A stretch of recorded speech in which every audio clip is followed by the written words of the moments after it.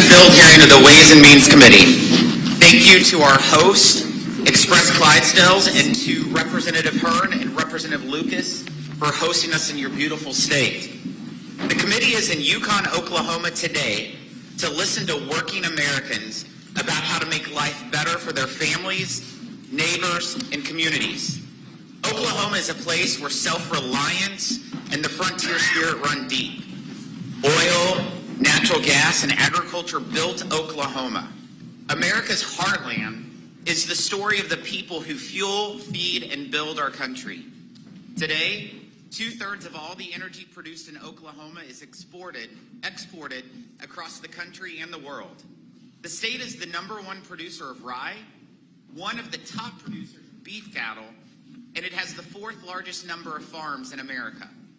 And yet, Democrats in Congress and the White House have targeted communities like this one for the heavy hand of government regulation. ESG standards will limit the capital needed to expand Oklahoma's oil and gas leadership and put radical climate and social policies ahead of the retirement security of working families. The president's policies have made life unaffordable for middle-class families. Even here, a state with plentiful energy, diesel prices were 62% higher at their peak than the day Joe Biden became president. Over the last decade, 92 farms in Oklahoma went bankrupt. President Biden, in his budget this week, will want to make it even harder to pass the family farm down to the next generation. He wants to repeal stepped-up basis and increase the death tax, treating family farms like piggy banks to pay for more welfare for the wealthy. When it comes to Oklahoma manufacturing, the prices that producers pay have risen 17% during President Biden's administration. Small businesses can barely make payroll and pay rent with their razor-thin margins.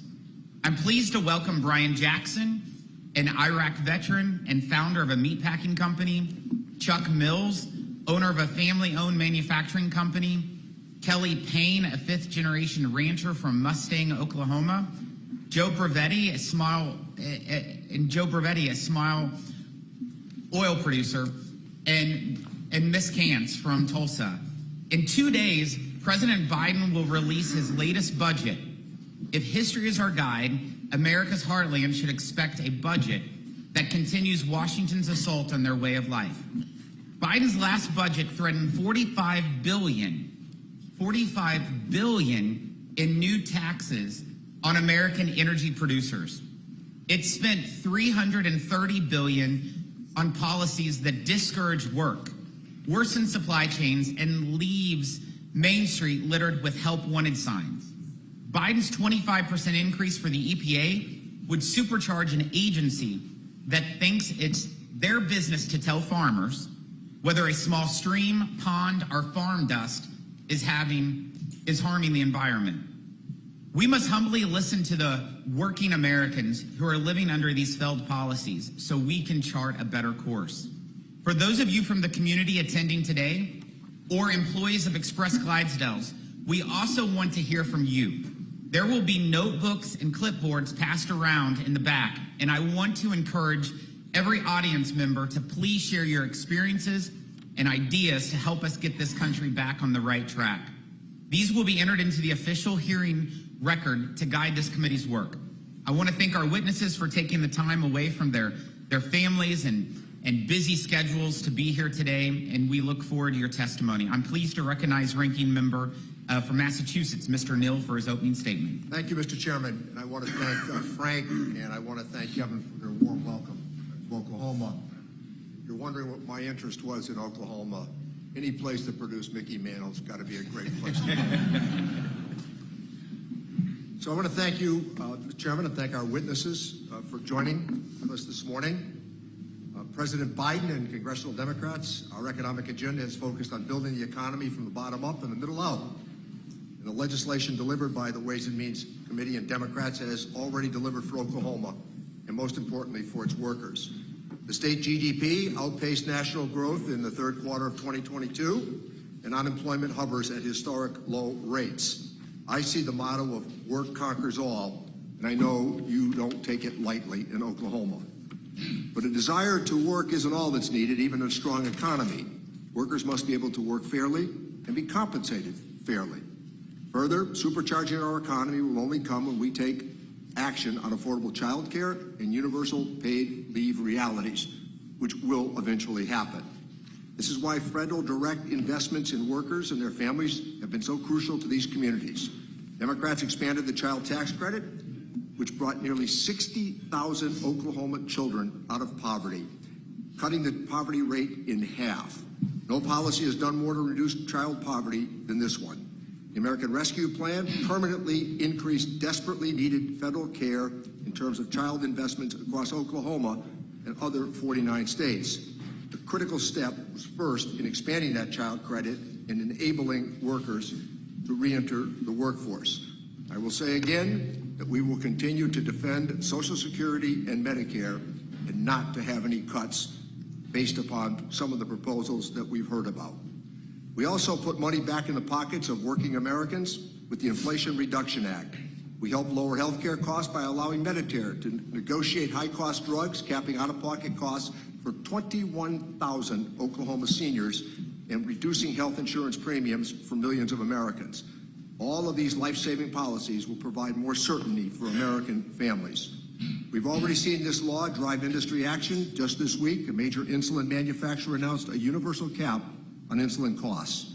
And our work in spurring growth for small businesses and workers and families across the state of Oklahoma in places just like Yukon will continue, you can be assured.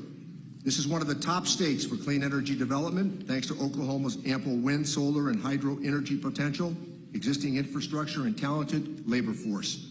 When coupled with the bipartisan infrastructure law and tax credits championed by the Ways and Means Democrats in the Inflation Reduction Act, the clean energy economy in Oklahoma is accelerating. I must tell you all today that I hope that this state, like others, will take full advantage of $369 billion of tax credits for battery power storage, which this state is particularly well positioned to take advantage of. An estimated 2,000 clean energy jobs have also been created in Oklahoma since last August, and that's just the beginning. Companies across the Heartland are capitalizing on incentives to drive R&D and turbocharge manufacturing right here at home. From electric vehicles to wind power, economic growth will be felt by rural and industrial communities alike. And as you'll hear today, the contrast is clear. We want to make sure that the wealth of America is evenly distributed across this great country of ours. We know that the state of our economy is strongest when government puts the interests of the middle class over the well-connected and the wealthy. We're going to continue to build on that work to expand affordable child care, paid leave, protect Social Security and Medicare, and for those who are openly advocating tearing up those benefits from the people of Oklahoma. We too understand the importance of promoting economic opportunity for family farmers and other business in the agricultural sector. One of the great things that happened in this country was the unity that was caused by great farmers in the farmland of this country and what it did for urban people who needed food. You helped contribute to making that a reality. So thank you, Mr. Chairman, and I want to thank our witnesses for being here today. Look forward to them sharing their experiences with us. Thank you, Ranking Member Neal. I'm pleased to recognize the gentleman from Oklahoma, Mr. Hearn, for 1 minute. Thank you, Chairman Smith. I want to start by thanking our hosts and welcoming my colleagues to the Heartland of America and my home, the great state of Oklahoma. Although my fellow Oklahomans here today are facing many challenges under this administration's economic policies, it is fair to say we're all proud to be Americans. But we thank God we are from Oklahoma. Most don't know this. Everybody thinks of us as a 95% oil and gas state, but almost 50%, over 50% of our energy in our state are from renewables, something that needs to get out across America. We believe in all the above energy for all of America. You know, over the past few years, our state has welcomed families and businesses, both small and large, from states like New York and California. And we're represented today from our members from New York and California. We want them to experience, and maybe you all will want to come here also. Not in your current capacity, but in fact, census data shows that Oklahoma is among the top 10 states in the country where people are moving to.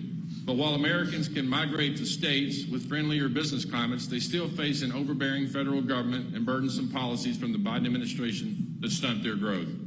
I'm excited for my colleagues to hear the stories of hardworking Oklahomans. Unfortunately, many job creators and entrepreneurs face unnecessary struggles because of this administration's harmful regulation and reckless spending. I want to thank our witnesses for being here today. I appreciate your time away from what you do every day to come here and speak to us. Your testimony today will inform our legislative process, and as a former business owner, spent a lifetime on farms. I literally sold a farm to buy my first McDonald's restaurant.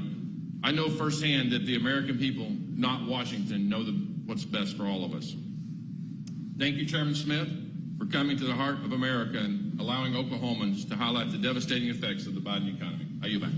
Thank you, Mr. Hearn. I'm pleased to recognize the other gentleman from Oklahoma, the chairman of the Science Committee, Mr. Lucas. Thank you, Chairman Smith, and I would like to extend a very warm welcome to you and Ranking Member Neal and all the other members of the illustrious Ways and Means Committee to the great state of Oklahoma. For those of you who are not familiar with the committee process, I, like many other members, belong to a variety of other committees. But my friends here would note to you there's only one Ways and Means Committee. Correct, Mr. Chairman? Correct. The topic of this field hearing is not only timely and appropriate, but the location is too. I can't think of a single industry in our state that is not directly impacted by the work of this committee. The future of ag, energy, manufacturing in Oklahoma and across the country is dependent on tax and trade policies that work for these industries, not against them. I look forward to joining my colleagues today in learning more about the challenges these witnesses are facing on the ground and how Congress can help address those issues. With that, thank you again, Mr. Chairman. Thank you, the committee, and I yield back. Thank you, Mr. Chairman. Would like to introduce our witnesses. Mr. Brian Jackson runs Route 66 Meat Processing and Market, Oklahoma's only USDA-inspected meat processing facility. He's a West Point graduate and served in the Army for 6 years, for which he was awarded the Distinguished Service Cross and Purple Heart. Mr. Chuck Mills is owner and president of Mills Machine Company Incorporated, a major custom manufacturer of earth drilling tools founded by his family in 1908. The company now exports an average 25% of its products to an estimated 70 international markets. Ms. Kelly Payne is a fifth-generation farmer and rancher from Mustang, Oklahoma, and serves as North Central District Vice President for the Oklahoma Cattle's Association and was recently appointed as chairperson of the Oklahoma Cattlemen's Foundation. Mr. Joseph Bravetti manages all aspects of oil and gas operations, prospect and property evaluation for independent exploration and development for Charter Oak production. And Ms. Shiloh Kantz is the executive director of the Oklahoma Policy Institute, an organization she has worked with since 2010. The committee has received your written statements, and they will all be made part of the formal hearing record, as I also want to let others in attendance know that they too may provide a written statement. Please find the clipboards and forms that our teams will have throughout the hearing where you can fill those out and submit your information into the record. Now for our guest, you each all have 5 minutes to deliver your oral remarks. Mr. Jackson, you may begin when you're ready. Chairman Smith, Ranking Member Neal, distinguished members of the committee, thank you for the opportunity to appear before you today. It's truly an honor for me to be here to share my thoughts with you on the state of the American economy. I've had the honor to serve in combat in Iraq, spent a decade in the oil field, and now own and operate a USDA-inspected meat processing facility in western Oklahoma. We're located about halfway between Amarillo and Oklahoma City, so we serve customers from 2 states. From our faith in God and a little perseverance, we built our facility from the ground up during the COVID pandemic and are one of 12 USDA-inspected plants in the state. We left the city life to live on my wife's 5th-generation family farm. To give you an idea of our size, a large meat packer can process 800 beef in a day. We process that in a year. It takes dozens of plants like ours across each state to meet the demands of the local community. Our first challenge I'd like to discuss is labor. And there's a famous quote by Michael Hoff that sums it up. Hard times create strong people create good times create weak people create hard times. Coming out of the COVID pandemic, we're still facing an increasingly challenging work environment where employees may or may not show up to work for a slew of reasons. As a result, Our ability to complete the work we commit to is made even more difficult. Today, we find ourselves counseling and coaxing workers into just showing up to work and doing a satisfactory job.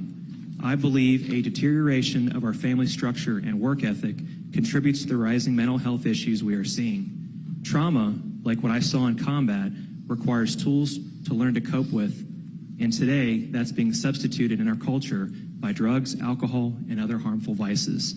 I see firsthand that we're at a point of weak people creating hard times due to a widespread entitled attitude. People in our community are suffering, and part of the problem is they aren't empowered to change it. Hopelessness and depression are rampant, and there are still hardworking people out there, most living paycheck to paycheck, just not as many as there used to be. We are grateful for the team we have and that we take their welfare very personal. In our small farming community, we don't have an endless supply of workers. We're a town of 4,800 people, most of whom have to travel for work. We work what is considered a dirty job, but still an essential job. For our team of people, it provides them a work-life balance, but it does require grit. I've been humbled several times by corporate layoffs and then later by the experience of starting a small business. To be as resilient as generations before us, we need to toughen up. Failure is part of the journey. Being allowed to fail instead of having your way paved for you is empowering. The American dream is not lived on easy street. It takes grit and the discipline to put the work in day after day to realize the American dream. Employers must adapt to the current work environment or risk having to close their shop. For 2022, we sent out almost 4 times more W-2s than the number of employees we currently have on staff. Finding ways to be more flexible with employee work schedules is key. From my time in the Army, I learned that in order to have the best team, you have to have high standards, but also take care of them. It's about respecting other people and their property. And the fact is, people do not care what you know until they know that you care. The second area to cover is inflation. We see firsthand how out of control costs have gotten in the last several years. Equipment costs have doubled. If you were to construct our building today, it would cost at least twice as much. And for supplies, we face both rising freight costs and parts on back order being commonplace. Every week, we see the purchasing power of our dollar continue to decline. When it comes to cash flow, we're experiencing delayed payment from customers, sometimes up to 60 days. And for a small business that operates on cash, it restricts our ability to meet our obligations on time. Interest rates are high, even if you have excellent credit. The beef industry as a whole is in a tough spot. There's not much profitability for a rancher because the cost of fertilizer and feed is too high. We've seen smaller and smaller, less fed-out cattle come through our facility than when we first opened 18 months ago. My brother-in-law is a 5th-generation rancher who supplies all of our beef that we retail and wholesale. And we provide farm-to-table beef, locally raised, locally processed, and we see the impact of higher costs. I'm proud to be an American and would like to emphasize the importance of creating value in American-made products.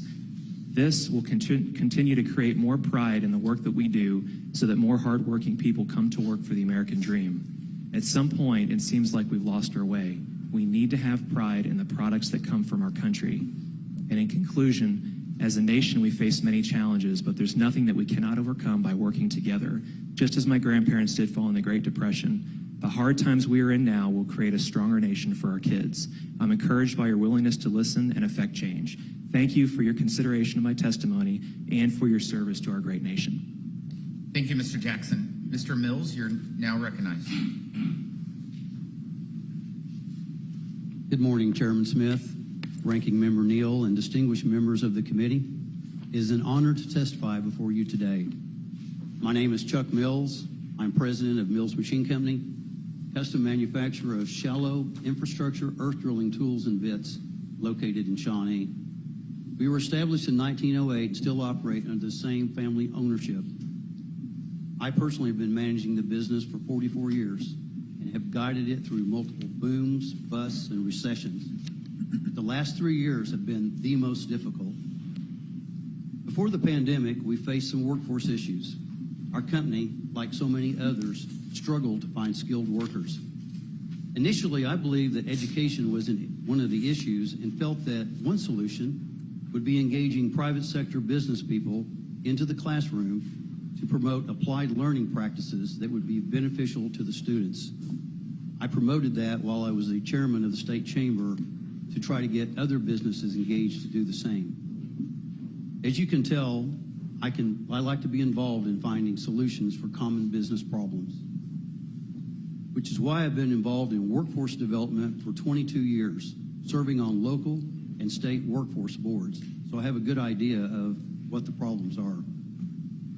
Locally, I served as the mayor of Shawnee from 2004 to 2008.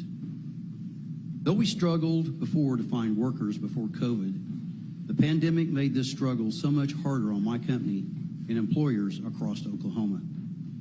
It was hard for me and other business owners to understand how the federal government could incentivize Americans to stay home.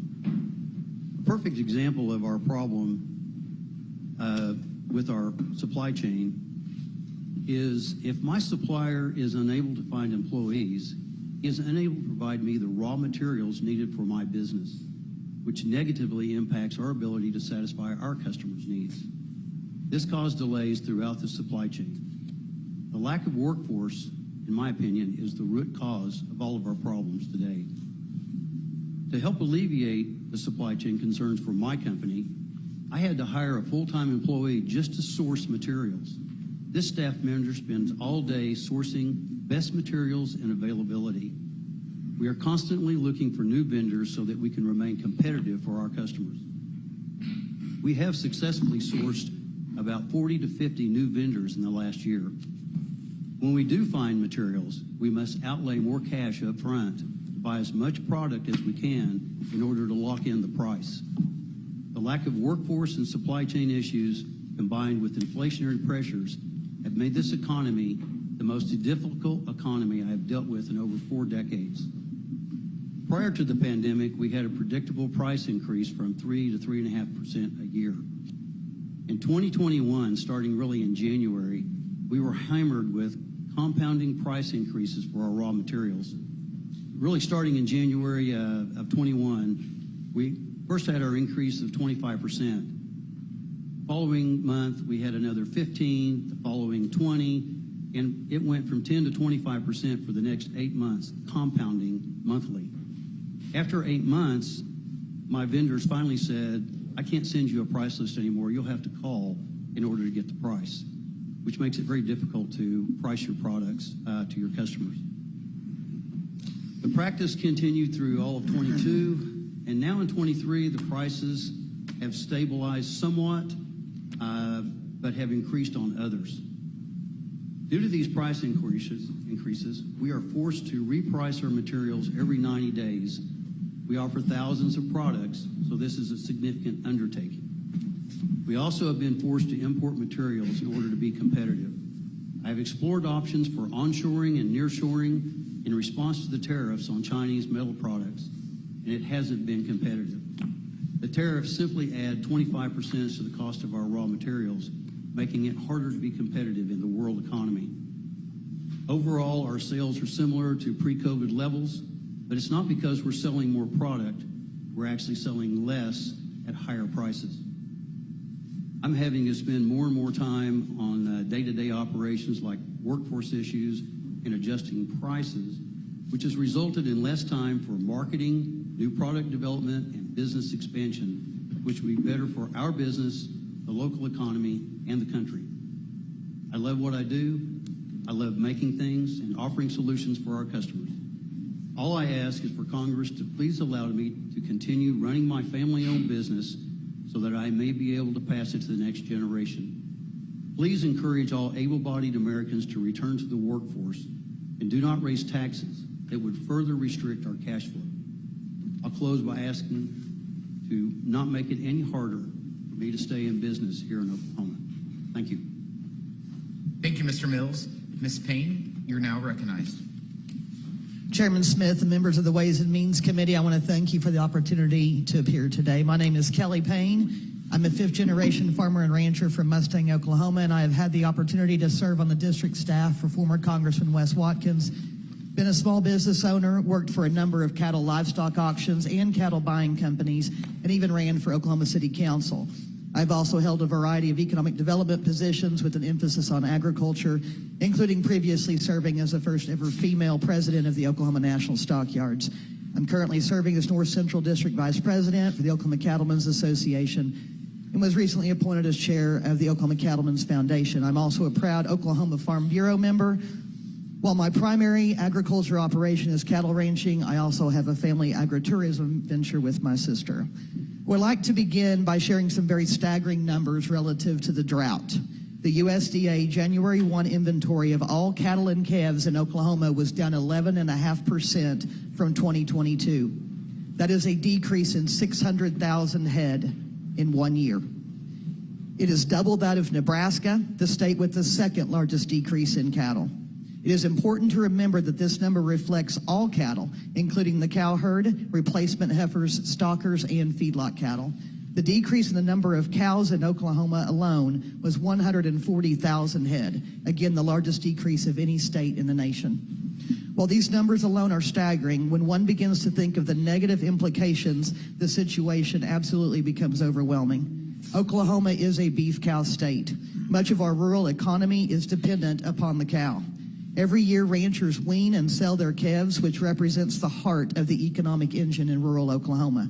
With fewer calves to sell, that means fewer dollars generated. But worse, not only are there fewer calves, there are also fewer cattlemen and women.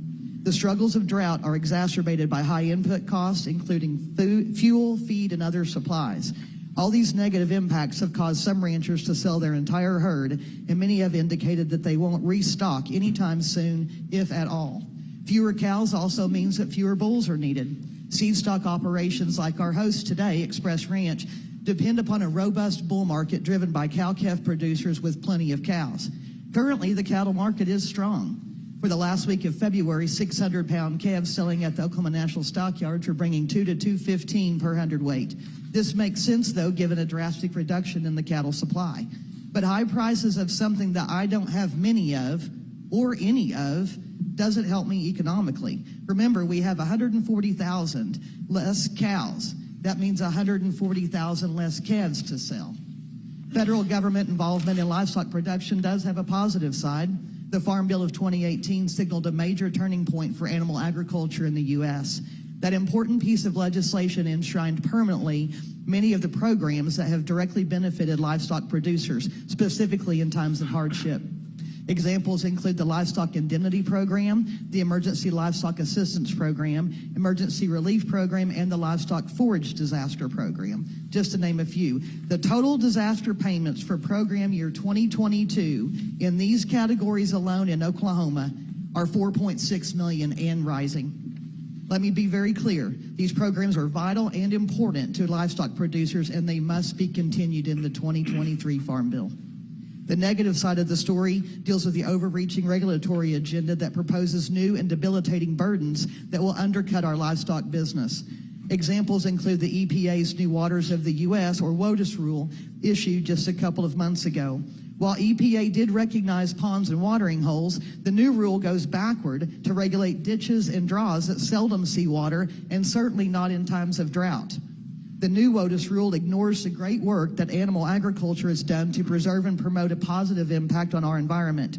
Modern poultry, swine, and cattle operations have adopted so many new and emerging technologies that have provided substantial benefits in decreasing water usage and positively managing manure as fertilizer. Here in Oklahoma, the Endangered Species Act has been employed by the administration's U.S. Fish and Wildlife Service to the detriment of cattle grazers in western Oklahoma. Recently, the service issued a threatened and endangered listing for the lesser prairie chicken, requiring ranchers to seek an approved grazing plan for their own ranches. Once again, the great work ranchers have done to improve and maintain wildlife habitat was ignored, and the service provided no direction about who can approve a proposed grazing plan. Many producers, including myself, began diversifying our operations about a decade ago when we went through our last drought. By certifying a portion of our own farm in agritourism, investing in greenhouses, and partnering with other fruit and vegetable growers, we were able to have an additional revenue stream. We also began hosting 2 festivals to educate our urban friends on where their food comes from. While this has been incredibly rewarding to us, regretfully, we have had to cancel the last 2 events due to drought and the current economic state, further reducing our family income, as well as cutting off a source of fresh food to our customers. We have enough challenges with Mother Nature. Let's not compound the problem with more regulations. I look forward to any questions you may have. Thank you again for allowing me to share my perspective on the state of the American economy in the Heartland. Thank you, Ms. Payne. Mr. Bravetti, you're recognized. Chairman Smith, Ranking Member Neal, distinguished members of the committee, thank you for this opportunity. Congressman Hearn, thank you for your leadership. It is an honor to testify before you today on behalf of Charter Oak Production and the Petroleum Alliance of Oklahoma. I'm Joe Bravetti, the managing member of Charter Oak Production. We're a small private oil and gas company here in Oklahoma City with 9 employees. Since founding the company in 2004, our primary focus has been in the oil-rich areas of central to southern Oklahoma.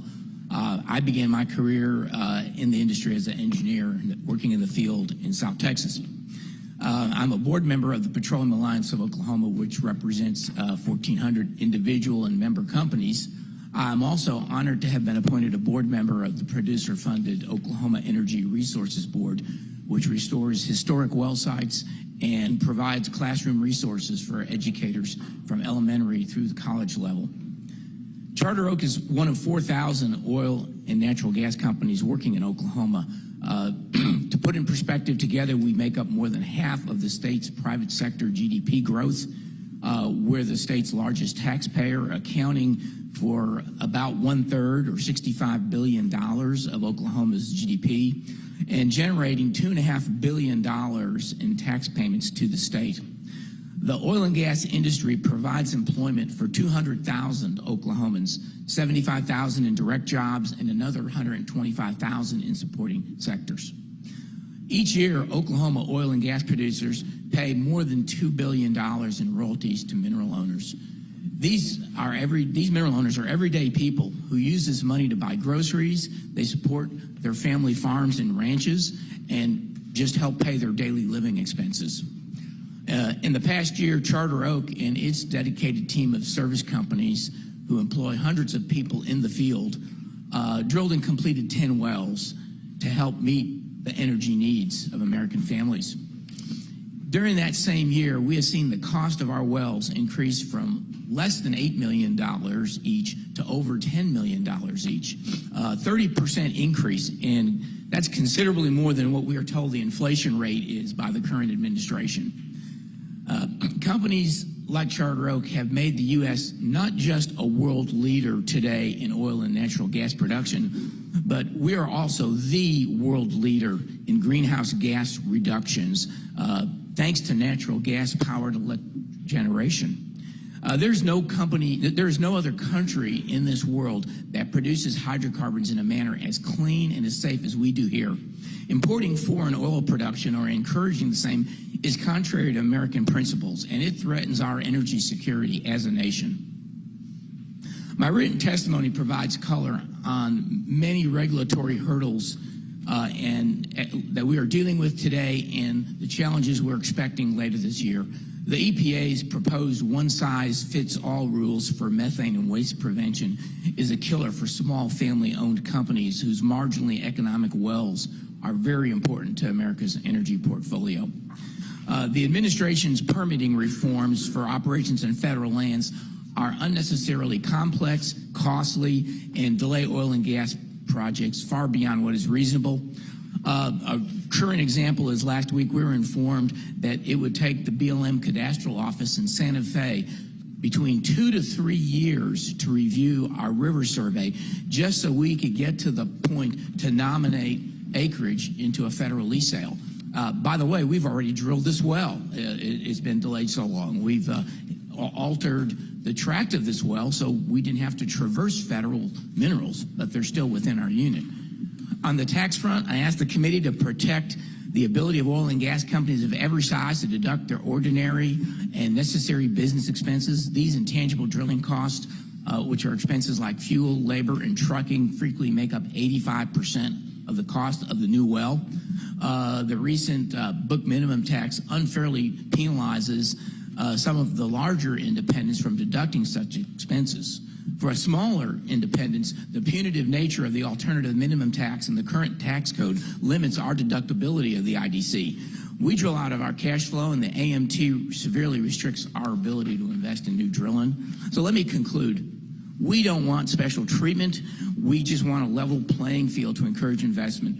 Burdensome regulations, increased taxes on oil and natural gas hamper production and the ability of companies like ours to work. Unchecked inflation has hit all Americans very hard, including the independent oil and gas producer. Please address this by slowing federal spending growth, balancing the federal budget, as all of us do with our personal and business budgets. And let's stop going down the same anti-hydrocarbon road that's wreaking havoc in Europe. That's our wake-up call, America. We don't want an America like that. We don't need more energy. America needs more energy, not less. More energy for America equates to more prosperity for all Americans, and America-produced energy is translated to improved American national security. Thank you for your time, and I'm happy to address any questions. Thank you, Mr. Bravetti. Ms. Kantz, you're now recognized. Thank you, Chairman Smith and Ranking Member Neal and members of the Ways and Means Committee. I'm very honored and thank you for the opportunity to submit testimony on the topic, in what ways can the federal government make the economy work for Oklahomans. My name is Shiloh Kantz, and I'm the Executive Director of Oklahoma Policy Institute, or OK Policy as we're informally known. We're a nonprofit, nonpartisan public policy think tank. While COVID-19 laid bare economic vulnerability in Oklahoma, these problems were not new. Oklahoma's poverty rate is consistently among the highest. Even pre-pandemic, 1 in 7 Oklahomans, including 1 in 5 children, lived in poverty. In 2018, 1 in 4 Oklahoma jobs were in occupations with a median wage below the poverty line for a family of 4. Our poverty rates have barely budged over the last decade. Federal actions during the pandemic made a real difference. It's a shame those interventions were not made permanent. 460,000 Oklahoma households, including 816 children living in those households, received the expanded child tax credit. The credit lifted an additional 59,000 Oklahoma children out of poverty. That money was spent wisely on food, utilities, clothing, rent, and transportation, likely minimizing the trauma to our children. Now, 276,000 Oklahoma children are losing out on that full credit. The Child Independent Care Tax Credit expansion helped our working families secure child care to continue their employment. Qualifying Oklahoma families got back up to half of what they spent on child care that year. For some households, that's a game changer. Expansion of the Earned Income Tax Credit meant there was a brief moment when Oklahoma's childless workers received targeted relief. The expansion tripled the EITC for childless adults and waived the usual age limits, and reached an estimated 229,000 childless workers in Oklahoma. It too lapsed at year end. So where do low-income Oklahomans need support? At work. I think the testimony we've heard here definitely addresses that as well. Some Oklahoma workers are covered by the Family Medical Leave Act, the federal family FMLA protections, but they can't afford to take unpaid leave. Only 1 in 20 of the bottom 10% of earners have paid leave. Just 1 in 5 workers have access to paid leave, and those are mostly high-income earners. The impact these numbers have on Oklahoma's families are real. I can't take off if my kid's sick if I don't have unpaid leave. More than half of Oklahomans, including 68% of rural Oklahomans, are in a child care desert. Either no providers within their zip code or there are too few slots. This number just really hits me hard because I've got 3 kids at home too. In recent years, the number of child care facilities has fallen by 2/3 from 6,000 to 2,300. Housing was an issue before the pandemic. Oklahoma's 2 largest metros were the nation's top 20 for eviction rates per capita. Emergency rental assistance during the pandemic helped, but it also lapsed. Today, more than 2 in 5 Oklahomans working full-time can't afford a 2-bedroom rental. An Oklahoma worker needs to earn $16.61 per hour to afford that 2-bedroom rental. But 17 of the most common 30 professions in Oklahoma, including teachers' assistants, home health aides, and customer service representatives, pay less than that. So what has helped our workforce? 2 major programs brought targeted relief, including unemployment insurance and Medicaid expansion. When the pandemic hit, Oklahoma saw more unemployment claims in March 2020 than it did in 2009 at the Great Recession's peak. While some fraudulent unemployment claims were made, including some to us, Those claims were investigated and determined ineligible for payment. The state's unemployment insurance did what it was created to do in that unprecedented time, assist Oklahomans in their time of need. And in the summer of 2020, Oklahomans passed Medicaid expansion through a ballot initiative. It's been an unequivocal success.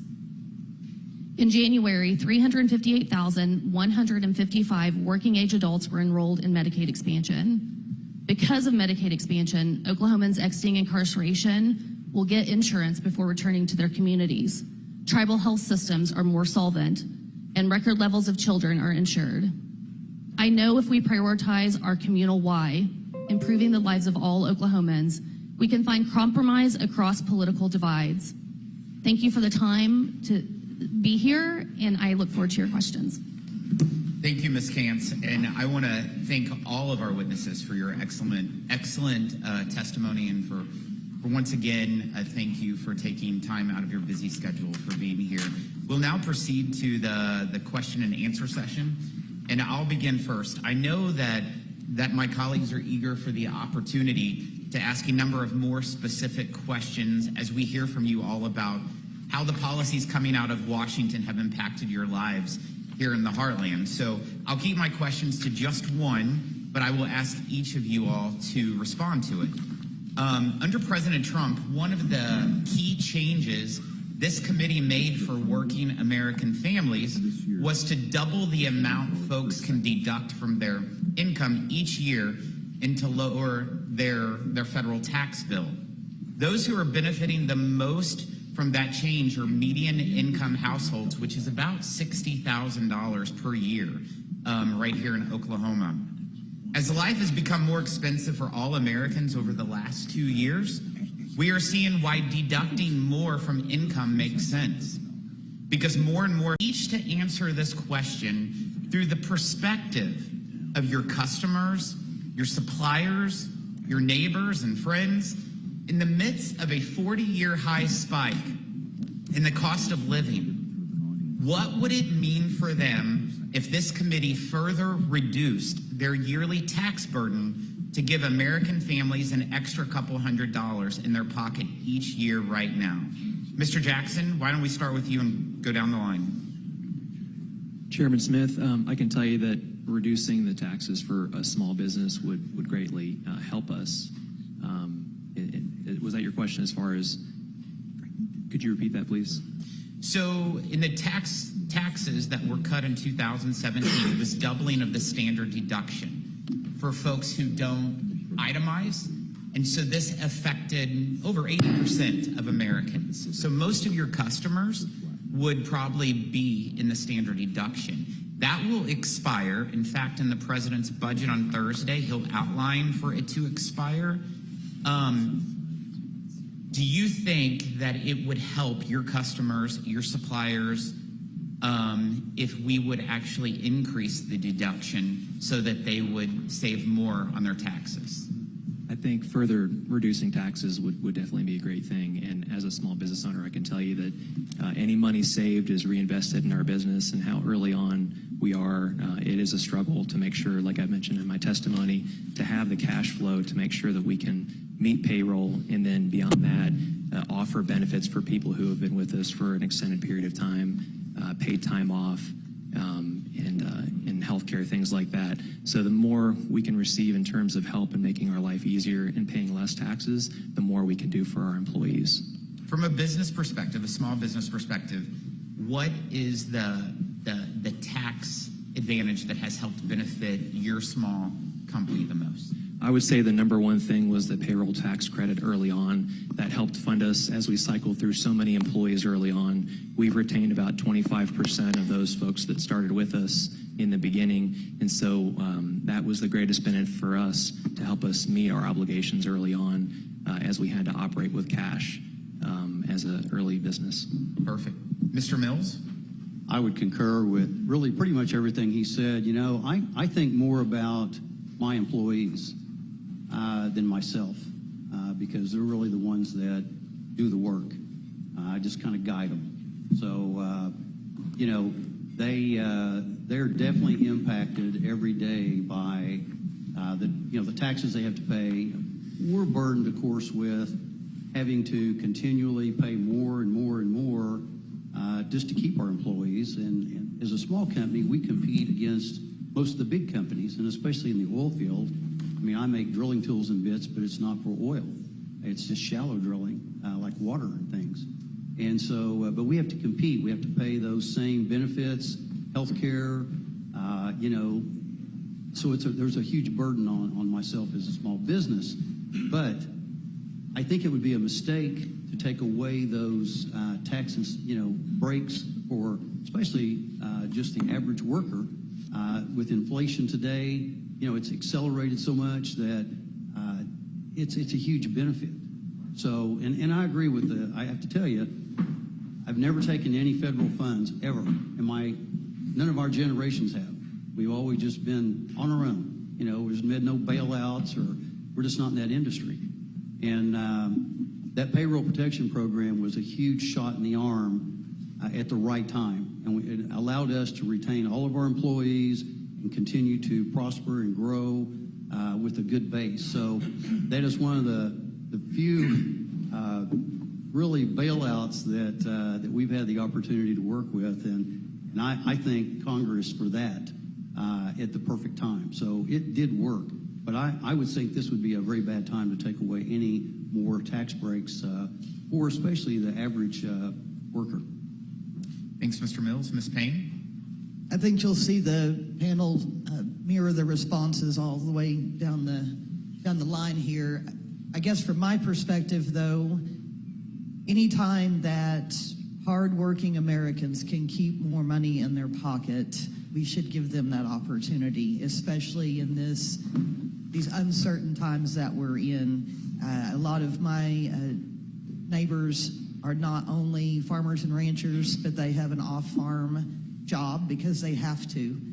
But as things get tighter from in the ag sector and all of us, the more money, what Grandpa always said, if you want to double your money, fold it in half and put it in your pocket. I think those days are over.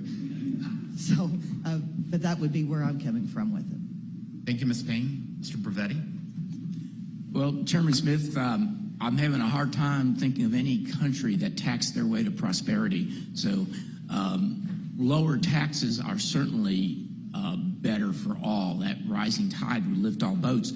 Specifically to your comment about the removal of the standard deduction, I think of all of the workers in the field, the dozens and dozens of people who work on our wells, whether they're driving saltwater trucks, whether they're building a fence or working on a drilling rig or a frac crew, they're not itemizing deductions. They depend upon that standard deduction. I think that's very critical for working class Americans, and I would certainly hate to see that lapse. Thank you, Mr. Bravetti. Ms. Cant? Thank you, Chairman. I do believe that targeted relief is the way to go. I think we firmly believe, we hear a lot of working Americans, working Oklahomans. We truly feel that sweeping, and I truly feel that sweeping, maybe the tax code isn't the place unless it's targeted tax credits, like we spoke about the child tax credit and child dependent care tax credit. The income tax, I think, from my history, has less impact immediately on the people who need it the most. Thank you. Mr. Neal, you're now recognized for questions.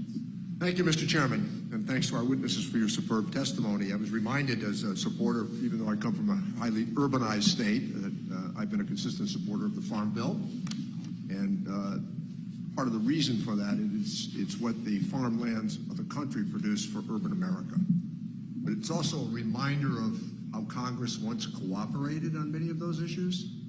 Two champions of that substantial initiative were Bob Dole and George McGovern, who both had shared a common World War II experience with heroism, the two of them.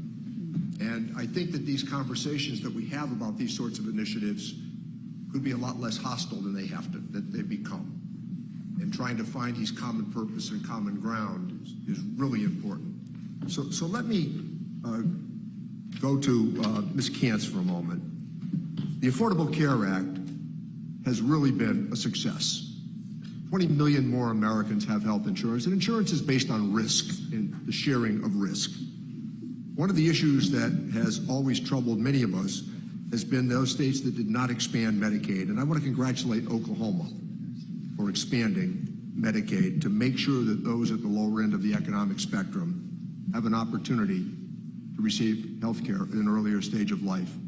It's a good investment in good health care. So the results that you've had, Ms. Kantz, here in Oklahoma have really been positive. Could you briefly talk about how important this step was in benefiting families across Oklahoma? Absolutely. Thank you, Ranking Member Neal. We estimated in July 2022 that Oklahoma's uninsured rate had dropped below 10% due to the combination of Medicaid expansion and the public health emergency's continuous coverage requirement. In addition to reaching Oklahomans who were in what we called the coverage crater, formerly unable to access either Medicaid or subsidized marketplace coverage, expansion has reached kids who were formerly eligible but whose parents likely didn't know it. In 2022, Oklahoma's child uninsured rate reached its lowest rate ever. Because of Medicaid expansion, Oklahomans can expect stronger hospitals moving forward, as hospitals in states that have expanded Medicaid are 84% less likely to close than hospitals in non-expansion states. Based on other states' experiences, Oklahoma's hospitals can expect to see less uncompensated care, increased Medicaid revenue, and better financial margins. Roger Kanak is the CEO of Fairview Regional Hospital and a member of my board. Medicaid expansion has allowed his hospital to expand, and a few years ago, his hospital nearly went out of business because it couldn't afford to keep the lights on. We anticipate that Medicaid expansion will have helped our workers keep working. It's hard to tease that information out right now given noise of the pandemic and the data, but other expansion states have found that expansion helped people without a job get one, and help people with a job stay in that job. We're no longer tying health care to an employer. We're all better able to show up at work and at home when we can see a doctor and fill a prescription. In terms of our state budget, we have every expectation that expansion will at least break even or save Oklahoma money, because that's the experience every other expansion state has had. Medicaid on the chopping block means people's lives on the chopping block. It's whether a parent can see a doctor and fill a prescription. It's whether the kids with disabilities can see a specialist. My own daughter sees a specialist. We have to drive an hour and a half to see that specialist because there's no other specialist in Oklahoma providing care that she needs. So for us, before Oklahoma was known for having the most successful Medicaid expansion coming out of state question, before we were known for leading the country in criminal justice reform, we were the state with the chronic budget shortfalls. We had 9 revenue failures between 2000 and 2020. So we need Medicaid. We want Medicaid in Oklahoma, and our families need Medicaid. We shouldn't have to decide between going to the doctor and paying rent. Thank you. I'll just make a quick comment as my time is running low. Not knowing a lot about healthcare in Oklahoma, I can say this with some accuracy, that those hospitals are heavily dependent upon Medicare and Medicaid. Private insurance pays a very small amount now in our healthcare system. And the truth is that I think you could say a rule of thumb, it's close to 65% of the money that is allocated from Medicare and Medicaid. And the other point that I want to make about Medicaid is I assume we're going to be discussing it in the next few weeks as we see the Republican budget as well. That a reminder, almost 70 cents on the dollar now goes to nursing home care from Medicaid. It's become a middle class entitlement, which was not its original intention. So thank you, Mr. Chairman. Thank you, Mr. Neal. I'd like to recognize the gentleman from Oklahoma, Mr. Hearn. Thank you, Mr. Chairman. For far too long, unelected bureaucrats and D.C. politicians have attacked the family-run farms, energy producers, and manufacturing companies across the Heartland, what some in Washington would consider to be the flyover country. These same politicians have never set a foot in a place like Oklahoma, so again, I appreciate everybody being here, but to see what's happened with you all invested your lives in what you're doing, your stories, 4th, 5th generation for your time in Iraq and defending the freedoms of this country. It's great for everybody to hear in D.C. of what America looks like. As many of us represent 800,000 in our districts across America, it's great to see everybody what they're doing. Many Oklahomans ask me, having spent 35 years in business when I first started running, what surprised me the most about being in Washington, D.C. And my response was then is the same as it is now. It's how many people talk about things they know absolutely nothing about. And what you all do and our witnesses do when they come to these hearings is to tell us what's really going on with the policies that are being produced by the federal government. You know, as we see what's happening in the last 2 years, we've seen a border crisis. We see it on TV every single day. Regardless if anybody wants to admit it or not, it's a crisis. Economic crisis, you all feel the experience of inflation. A labor shortage crisis, you all have explained that. A supply chain crisis, we talk about what we want to do with China, but policies coming out of the administration right now are completely contradictory to that. Energy crisis, you all are experiencing this every single day. So despite the last 2 years of what we've seen in this economy, this administration has chosen to stand by their tax and spend agenda that leaves everyday American taxpayers with less money in their pockets. When the federal government spends more, here's a fact: the American taxpayer has less. Before Joe Biden took office, Oklahoma's economy was thriving. We saw significant sectors of our economy, from agricultural to manufacturing to energy, create new job opportunities. Now restrictive trade policies, as was mentioned, and unnecessary tax increases are limiting the ability for farmers, energy producers, and manufacturers to compete in the global marketplace. I had a question here, but I really just want to say something. As you all listen to what we say and what I've experienced now being in Congress for 4 years, really at the heart of the whole conversation is with us in Washington, D.C. versus everyday Americans that we are out in the Heartland, is really trying to ascertain who does it better. You as the individuals creating the jobs, the workers trying to take care of themselves and their family, or Washington, D.C. that wants all of your taxpayer dollars, and for us to decide who should get what in a targeted environment. And that's the decision process at the highest level that's going on right now. Who can do it better, Washington, D.C. or everyday Americans? So my question is something very simple. Which is better? Leaving the taxpayer dollars, we have a baseline we have to meet. National defense, secure our nation, as our founders described, leaving as much money in certainly the lower middle class income pockets so that they can do the basic needs like supply child care and health care and go find the right job and not depend on the federal government. Our success should be measured by how many people we get out of poverty, not how many people are on Medicaid expansion or other programs in the federal government. And as a person who grew up on food stamps, and whether people want to hear this or not, that may be sitting at this table, I've experienced it. I've experienced the way out. And my success story was not that I'm still on welfare, is that I got off of welfare. And I experienced the American dream. And that's what we're here all about today, is to try to ascertain. I do believe in the heart of heart of everybody here, it's about my members that are here, my friends that are here, is that we all have the same goal in mind, is everybody become successful of the American dream. It's the pathway of getting there that we can't agree on. So with that, I would love to start. Ms. Payne, you actually alluded to this, and I'd like to hear your thoughts on this as well. Representative very well said. I was about moved to tears over here, and this farm girl doesn't cry very often, but in thinking back whenever I was running the Oklahoma National Stockyards and the employees that we had there, it was a very diverse group. And some of it is because it's very, well, as Brian mentioned earlier, it's a dirty job, so not everybody wants to do it. But the diversity within our staff was everything from, obviously, the redheaded female. We had Army veterans that worked on staff, and we also utilized a lot of justice involved. And seeing, especially with the justice involved, being able to offer them an opportunity to break their cycle, to have a job that meant something at the end of the day, and to be treated fairly was one of the most rewarding things I've ever seen in my life. And that is part of this American dream. It doesn't matter where you're from. It doesn't matter if you're farmer, rancher, steel, oil and gas, or if you've ran into trouble in your past. It doesn't define who you are, but America gives that opportunity, and that is incredible. Within that, you make difficult choices of what on taxing us, but we need to be thinking about, as we move forward, how everybody deserves a chance to make it. So thank you all. Thank you. Are you back? Thank you. I'd like to recognize the gentleman from California, Mr. Thompson. Mr. Chairman, thank you very much for having this hearing, and thank you all for being here, the witnesses, and for our very gracious host. I just want to make a couple of comments on the opening statements that were made by our witnesses.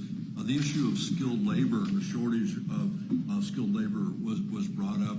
And I just want to say, you're not alone. I hear about that every day in my district. A big contributors are the age of the workforce. People are retiring, and a big contributor to that is the lack of child care, which is a huge problem. So there's a tremendous competition for available workers, and the pay kind of dictates where folks are going, and I think that's an important thing to remember. And I'm sorry about your herd size. I'm a farmer myself, and I've in California up until just recently we've been experienced tremendous drought. So I get it, and I have colleagues who have had to sell their herds because they can't afford the food. There's no water, and there's not a lot. As Mr. Lucas mentioned, this is the premier committee in Congress, but there's little we can do about the drought. In Ukraine, the war in Ukraine, Russia's illegal invasion of Ukraine has really hurt us as well. We're hurting for fertilizer. In my district, one of the crops grown are sunflower seeds, and we sell 50% of the seeds to Ukraine for their seeds, and that market has just gone away. The good news is the one thing that Congress was able to do, and I know Oklahoma was a big recipient of this. You received a lot of help in regard to disaster relief, and I think that is important. And with the Farm Bill reauthorization coming along, you ought to be really plugged into that lane. It's important. And tariffs, you're right. Tariffs are terrible. They should be the last resort. We're experiencing problems from those last administration's imposition of tariffs. Everything from raw materials to nails, and it's been crippling. And Mr. Jackson, thank you for your service, and thanks for being in the best branch of the military. And thank you for raising the issue of mental health. It is a huge issue. And I think it's important to note that the Democrats on this committee supported strongly the increase in veterans' benefits that are entitled, veterans are entitled to. It's helped them a lot. But we still have a long way to go. And I'm a believer that we need to make a major investment in brain research so we can get ahead of the mental health problems rather than applying expensive Band-Aids along the way. Ms. Katz, I'd like to start with a couple questions for you. You mentioned in your testimony that 1 in 5 Oklahoma kids in 2019 were living in poverty. When the Democrats on this committee expanded the child tax credit, the child poverty rate in Oklahoma fell from 13.1% to 6.9%. Can you tell me what Oklahomans used their child tax credit for? What types of things did they buy? I absolutely can. Thank you, Representative. Data shows that more than 90% of the families with lower incomes use their monthly payments in 5 major categories: putting food on the table, paying utility bills, covering rent or mortgage payments, buying clothing, and covering education costs, which during the pandemic was a new piece for a lot of families to overcome. And they also bought school books, paid credit cards. Very few, under 20%, put it into savings, and then several put it into child care. That money went into Oklahomans' pockets and helped ease the burden of their monthly bills. That money spent out across the economy in every city, town, and county in Oklahoma. Thank you very much. There was a lot of talk about the tax policies that the Republicans passed that and what we should do about that. I think it's important to note that the centerpiece of that tax bill was the cut in corporate tax rates that went from 35 to 21%, a much bigger cut than the proponents even wanted. And so, Ms. Katz, I was interested to know for families in Oklahoma, what's more compelling, the child tax credit or extending the corporate tax cuts? Well, I think from the testimony that we've heard here that anything we can do to help our workforce is where we need to be investing. And that will fuel up through the corporate sector. So any investment into our families, into our homes, into our children to help with the trauma, to help with getting out of poverty. I agree, Representative Hearn's statement that our measure of success should be how many people we are getting out of poverty. Every Oklahoman deserves the opportunity to thrive, and how are we providing that? Thank you very much. Thank you, Mr. Chairman, for your generosity with the clock. Thank you, Mr. Thompson. I'd like to recognize the gentleman from Oklahoma. Mr. Chairman, before I begin, I'd like to submit for the record the statement by Austin Puckett, the owner of Benjamin Lee Bison, a family-owned and operated bison ranch in Sarah, Oklahoma, describing how soaring fertilizer, energy, repair, and shipping costs, as well as labor shortages, have harmed his operations. Without objection, so ordered. Thank you, Mr. Chairman. Kelly, your constituent, so I think I can call you by first name.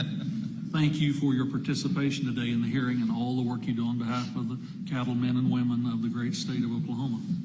I've often said that I view the role of Congress to do things for people, not to people. In your written testimony, you speak about the positive impact of the Farm Bill programs they've had on the cattle industry, and you've touched on WOTUS and a number of other regulations that potentially harm the industry. Could you speak to the importance of collaboration with producers on the ground when it comes to crafting policy? Should we be asking the people who have to live with what we're doing? Thank you, Congressman. As a longtime Oklahoman, I got to brag on our delegation. I've always felt like we have, we can get a hold of them. We can talk to our elected officials on the federal level.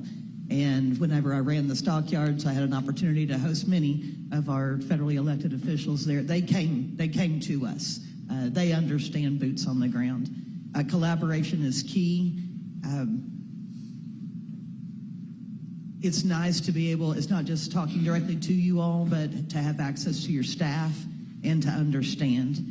And I would encourage every member in here to spend that time. This is an incredible honor for us to have you all here today and to be able to talk to you face to face, but it is just critically important to get this kind of feedback so that you're not picking winners and losers. We're all, in reference to Representative Hearn's statement earlier, this is the American dream. We're all in this deal together. Let's collaborate and talk one-on-one. Let's show you. I'm sure you didn't expect today to come in here and stand next to great big Clydesdales downstairs, but this is what we do. And I'd be happy to put any of you in the tractor with me. I've got one more question for you, but before I go to that, I want to turn to Brian for just a moment. I think it was about a year and a half ago, maybe almost 2 years ago, you gave me a tour of the facility in Sarah. You were getting ready to fire up.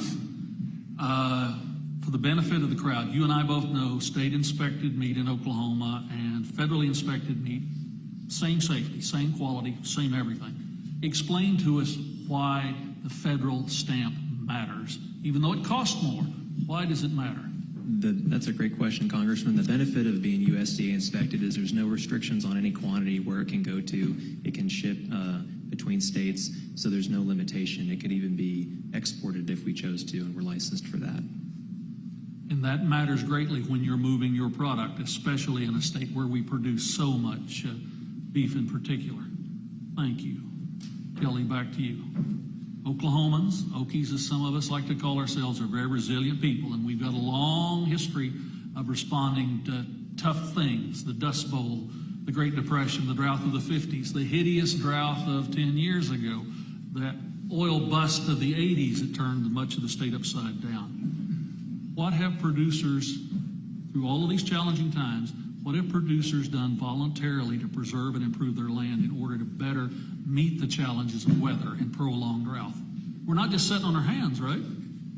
That's correct, Congressman. And you reference, the Dust Bowl. We've obviously learned a lot. We learn more every day, but we have technology in place. We just know more now than we ever have.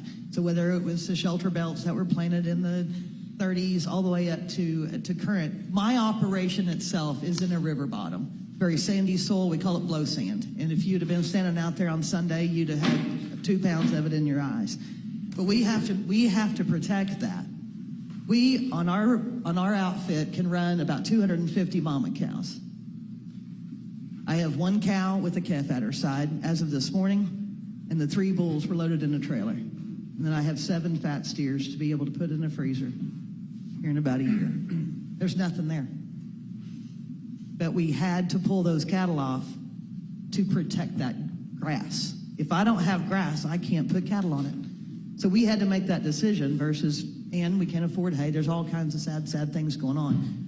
But to be able to put in place conservation type practices so that we can be sustainable when it finally does start raining, Congressman. Bottom line, comprehensive farm bills where we make sure we have the ability to produce and consume are critically important. And in this farm bill, we've got to address how to make the federal inspection available to more packers. Fair statement, Brian? Yes, sir. Yield back, Mr. Chairman. Thank you, Mr. Chairman. I'd like to recognize the gentle lady from California, Ms. Sanchez. Thank you, Mr. Chairman, and I want to thank all of our witnesses for sharing your perspectives with us this morning. Not every issue raised here is under our committee's jurisdiction, but it's important for us to understand the unique challenges facing each state. And there are certainly differences between the communities that I represent in Southern California and the native, rural, and urban communities here in Oklahoma. But there's also a lot of common ground in terms of the challenges that our small businesses are facing, both in Oklahoma and in California.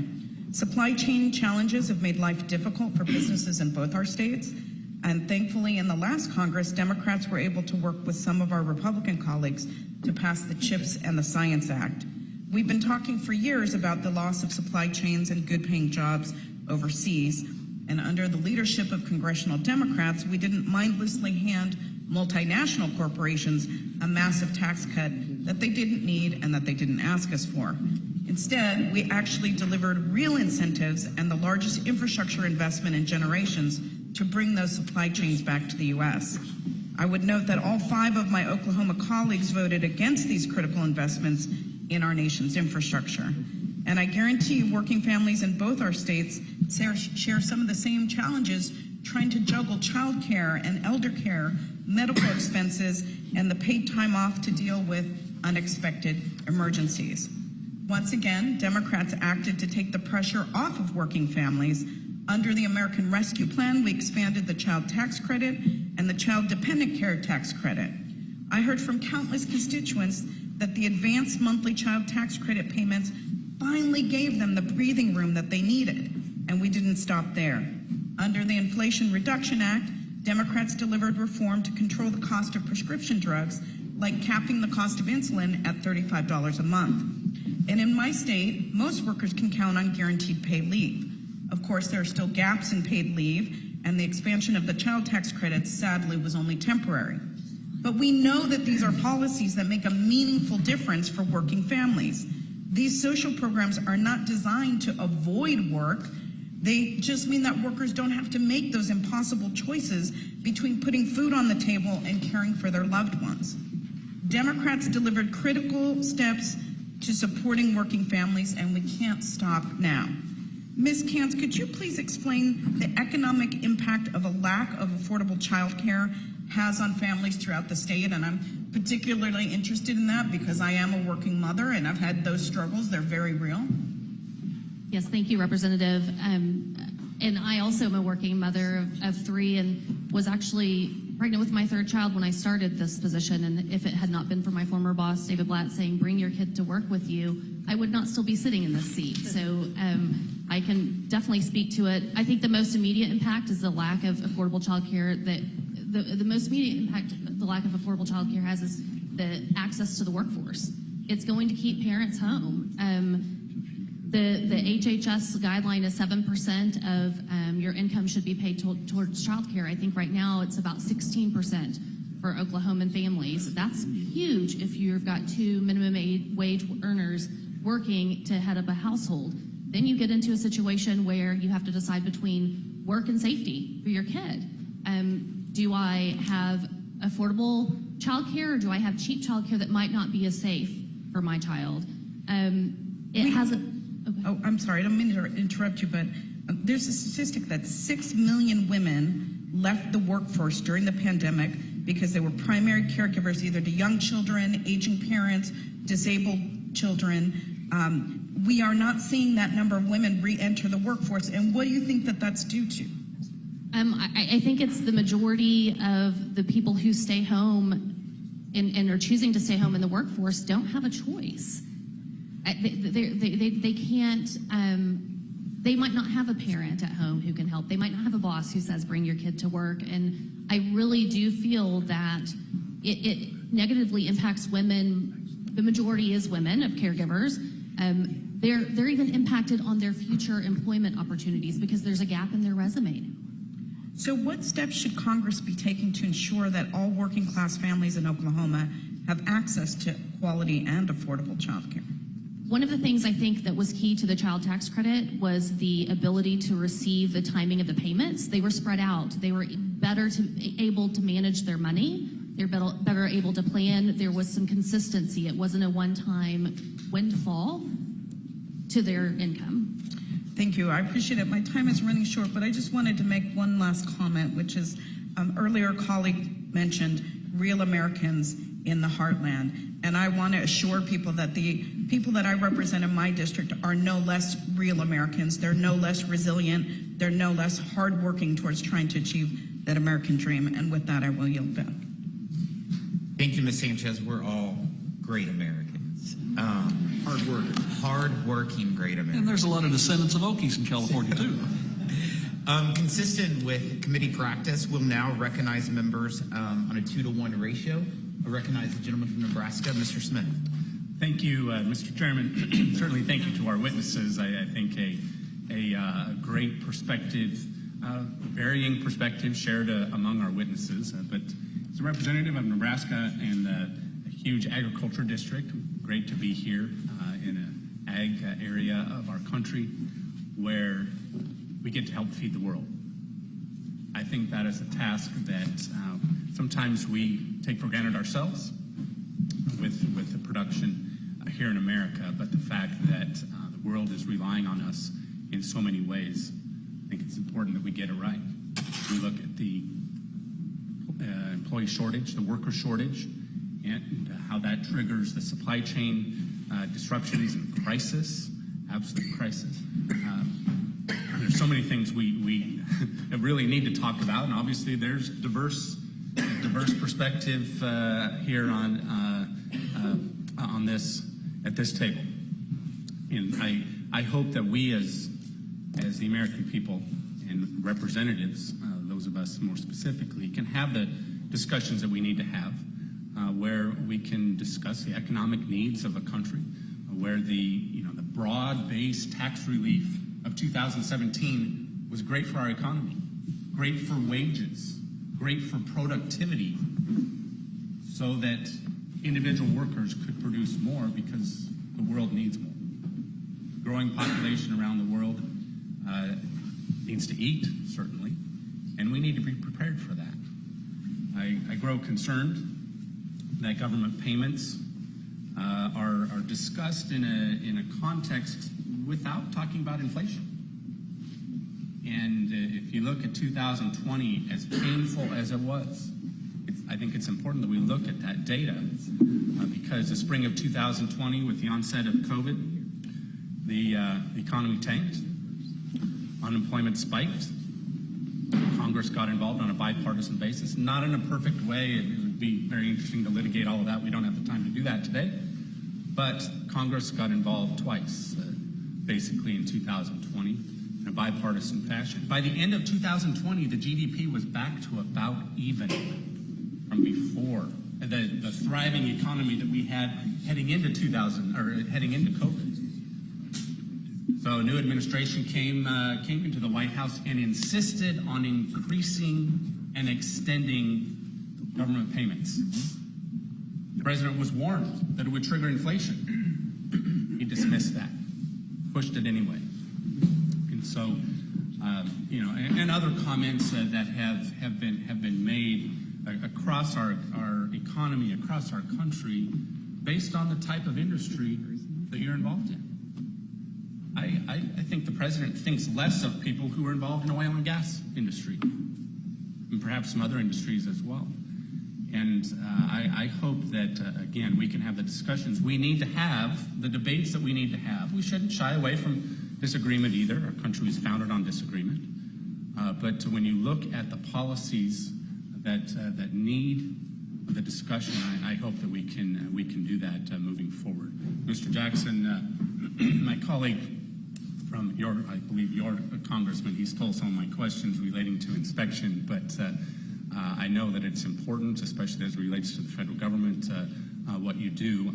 I'd like anyone on the panel here to discuss what you've done most recently to address the worker shortage that is so acute. Maybe Mr. Jackson, if you want to start with that, what you've done most recently to attract more employees. One of our biggest challenges is just being in a small community, having a small population. It's very hard to find people with those skill sets, so most people that walk in the door, we have to train them from the ground up.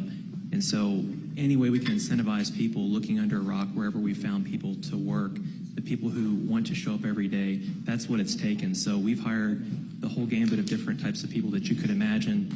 Some of my best employees have been former felons, and so they've had challenges, as veterans do sometimes, in readjusting to society. But we've had challenges with just keeping those people, but the number one thing we've done is just searching for them, providing the best opportunity that we can, a healthy environment that's positive, and then not focusing on just the retaining, but also on the growth aspect, how to help them in their work-life balance and help them improve their lives for themselves and their families. Anyone else? Briefly, I apologize, my time has expired, and I know time is short, so Go ahead, Mr. I'll defer to the chairman. Yeah, you were going to say something, Mr. Mills? Well, to me, workforce, like I said, I've been involved about 22 years, and, we've got two fronts that we've got to work on the hardest. One is preparing our youth for a successful career. That's our future. For now, it's getting people to come back to work. And I know childcare has been an issue for a lot of people, and, they experience workforce issues as well. That's why there's so many, less daycare facilities open, because they can't find workers. So we all are experiencing this. It's a huge issue. And so, what is it going to take to incentivize people to come back to work and not stay at home? Everything changed with COVID. People got used to staying home. They're like, hey, I kind of like this, I got my office here, and I can take care of my kids, and I can, have all this free time, and I can work at night or whatever. And there's a lot of people that don't want to come back just because of that. My business won't allow that to happen. I have to have people in my shop every day to work.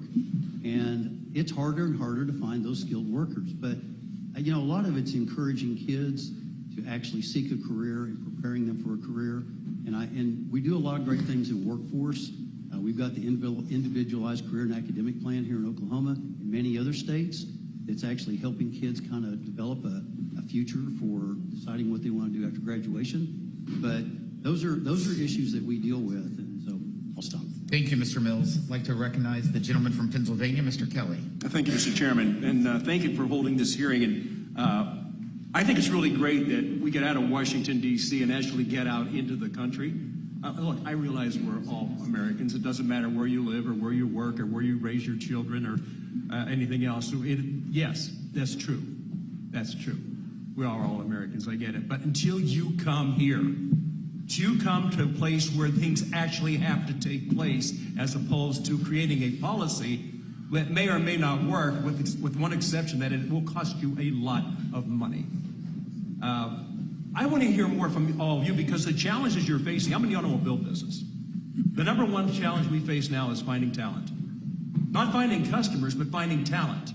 How do you take care of those people who buy an automobile from you and bring it back because they need a service? Well, you better have a tech, right? And where I live, people make a habit of hitting deer.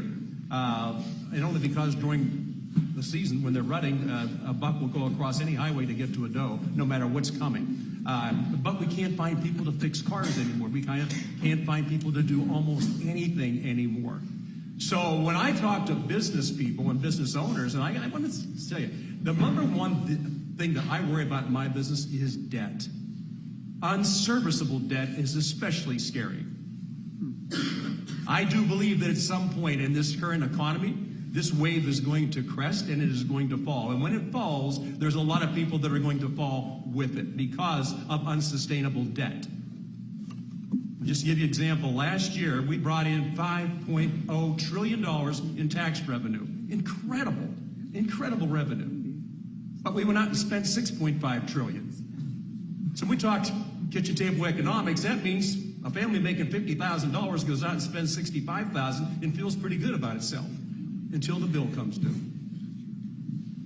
Now, I don't know how you all handle what you have coming. I don't know how we're going to handle with the 250 people we pay every 2 weeks when we reach the point where the revenue doesn't match the outgo.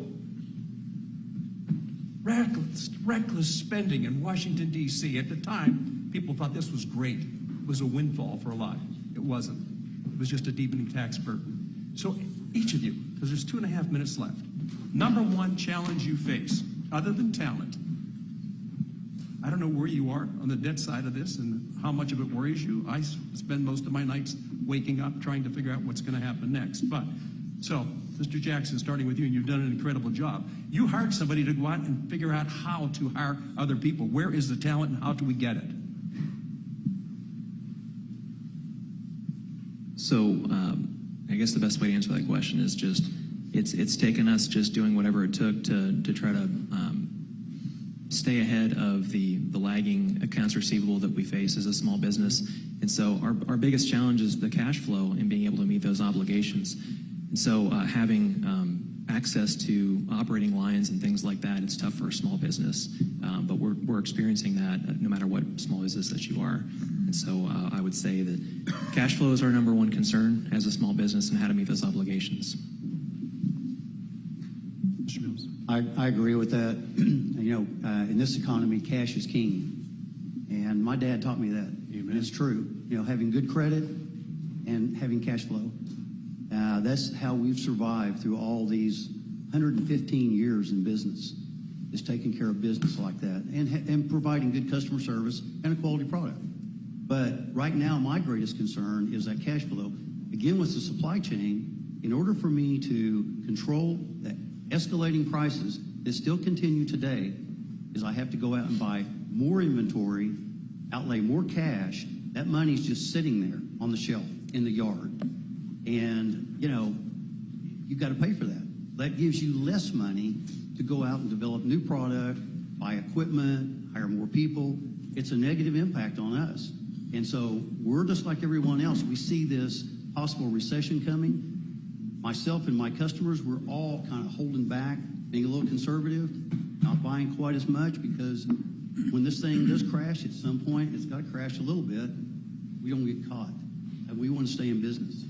So that's our greatest concern right now. Cash flow probably will be the same for everyone. Ms. Payne. Thank you. Something that I think needs to be considered from the farming and ranching perspective is whenever you are during calving season, say your cows are calving out in the spring, you are planning. You're looking way, way down the line for your next paycheck. In the cattle industry specifically, that calf crop, it's one time. So it's great that those calves may bring 70,000, 100,000. That is your paycheck for the year, and it's way on down the line. So it's a little bit different thought process from my perspective. Yeah, that's future inventory. Mr. Brivetti. Well, you mentioned about the lack of skilled workers, and that affects all of us. And it's probably worth pointing out that you can get a loan to go achieve a degree that you may not be able to find a job in. Yet, how do you fund someone to become a welder, a truck driver?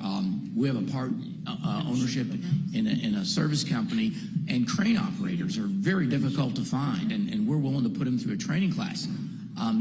At the OERB, the Oklahoma Energy Resources Board, that I'm on the board, we have programs that we believe address this by starting with elementary education through middle school, high school, college. We try to get out with volunteers in the classrooms to encourage people what we do in our industry so that they'll want to work in it. And then on a college level, we provide scholarships along with other groups here in the state, such as the local Society of Petroleum Engineers chapter and the API. We feel that this way we can bring more people in, but we still do need to do more. Well, I'm sorry, we've run out of time. Thank you, Mr. Chairman. Hey, also Express Clydesdale. This is a great place for us to come today. Thank you so much. It's a beautiful location. And it's really good to get out in Washington and get around real people who really have to produce every single penny that they spend in addition to the taxes that they pay. So thank you all so much, and God bless. Thank you, Mr. Kelly. I do want to remind our friends in the audience as well, we have clipboards right here for you to submit anything to the record of information that you think we should know about, issues that we're facing in the state of the current economy, and also solutions that you think we should look at. Love to recognize the gentle lady from Alabama, Ms. Sewell. Thank you, Mr. Chairman. And I want to thank our witnesses for being here today and sharing your stories and your perspectives. I represent Alabama, and I could close my eyes and listen to all of you speak and know that the folks that I represent share many of your concerns. This hearing is about the state of American economy, not the Democratic economy, not the Republican economy. It's the American economy, and you all have reinforced that. It's about making sure that all of us are vested, in the success of this great country that we live in, and that irrespective of your wealth, your race, your gender, we all want to achieve the American dream. We may differ on how we get there, but I think all of us want to achieve the American dream. You know, this month marks the third anniversary of the COVID-19 breakout. I think all of us know that it was a global pandemic. It was not a hoax. It was 1 million people died. Folks in my district that were of color, who had chronic diseases, died disproportionately more often than others, but 1 million Americans died. And I think that no committee had a bigger impact on trying to mitigate the downturn in the economy than the Ways and Means Committee. And I am very proud of the fact that we were able, if only for 1 year, to give a fully refundable child tax credit. And Ms. Kentz, I wanted you to talk a little bit about that. I can tell you from the perspective that of my constituents, I had lots and lots of fathers, not just mamas, telling me how important it was for that income support, especially during that vital time. And it did lift people out of poverty. In my district alone, it lifted 30% of the children out of poverty for that 1 year, often because it was an increase in the amount that was given. And as you rightly pointed out, it was given on a monthly basis, not a one-time basis. And so can you talk to me a little bit about how that affected your community? And if you could also talk to us about how it affected members of the Cherokee Nation and how income support was vitally important during that time. And it taught us a lesson because we came out of this pandemic stronger. This economy, 12 million jobs were created in the last 2 years. But I mean, we obviously have things to do, but it's about a balanced approach and making sure that employer and employee alike are prospering in this great economy. Thank you, Representative Sewell. As a member of a citizen of the Cherokee Nation, I definitely applaud all the work that the tribes have done. There's 38 federally recognized tribes in Oklahoma, and they have truly been a beacon of how to care for your citizens. They have definitely stepped up and used the resources. And Cherokee Nation alone has a $3 billion economic impact on Oklahoma. So very proud citizen here, but I definitely think that the federal government would do well to honor the sovereignty of those nations and speak with them, have the table equal for the nations to speak to their citizens' needs individually and not as a whole. And as far as the child tax credit, not everybody has a parent who can watch their kid. Not everyone can afford to work fewer hours. Not everyone works 9 to 5 hours. How many child care systems do you know that are set up to support night shifts? Our hospital workers, our doctors, where are they finding their child care? If they don't have a community, if You know, we talk about having boots and pulling ourselves up by our bootstraps. I wasn't born into a family that had boots. Yeah. We got hand-me-down boots, and we had a community and a village around us that helped with those boots. What are we doing in Oklahoma? What are we doing in America to ensure that we're sharing boots, right? And we really need to show up for the working class, our middle class. We heard about the wealth gap. It's real. It's real. It's greater than it's ever been in the history of the United States. And we really do need to show up for our working class families. You know, the other thing that you mentioned that I thought was really poignant, my state did not expand Medicaid.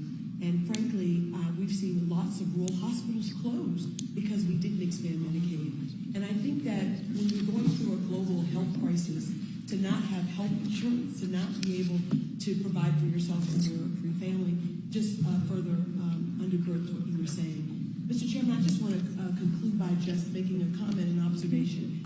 We on the Ways and Means Committee, because we have tax and trade and healthcare in our jurisdiction, can use our tax code to really help working families and entrepreneurs and small businesses alike. We would do well to remember that we're all interdependent, that what happens to one of us definitely does affect all of us. And so thank you with that. I want to again thank our witnesses for their testimony. I want to thank the gentlelady. Recognize the gentleman from Arizona, Mr. Schweiker. Thank you, Mr. Chairman. Look, we have a country we're borrowing, what, $48,000 every second. And you'll actually hear both sides care. One side believes in subsidization, one side believes in incentives. But we're all in many ways trying to get to the same goal. And forgive me, but in listening, did anyone actually hear the obvious, at least one of the key obvious problems? I have, functionally 4 over here saying you're desperate to find labor. People that will show up and work, and someone that's concerned about poverty. I was just looking up some of the data for your state, but it's true in my state of Arizona. And it's uncomfortable to talk about, but we're going to have to deal with it. Young males are dramatically underperforming showing up in the economy. Something is going on out there where they're entering universities in similar numbers and graduating in many universities at half the rate. Or they're just not showing up at work. What's honestly going on in our society? And for those of you in the oil patch, in the meat processing, let's be honest, you don't need someone with a university degree, you just need someone who shows up.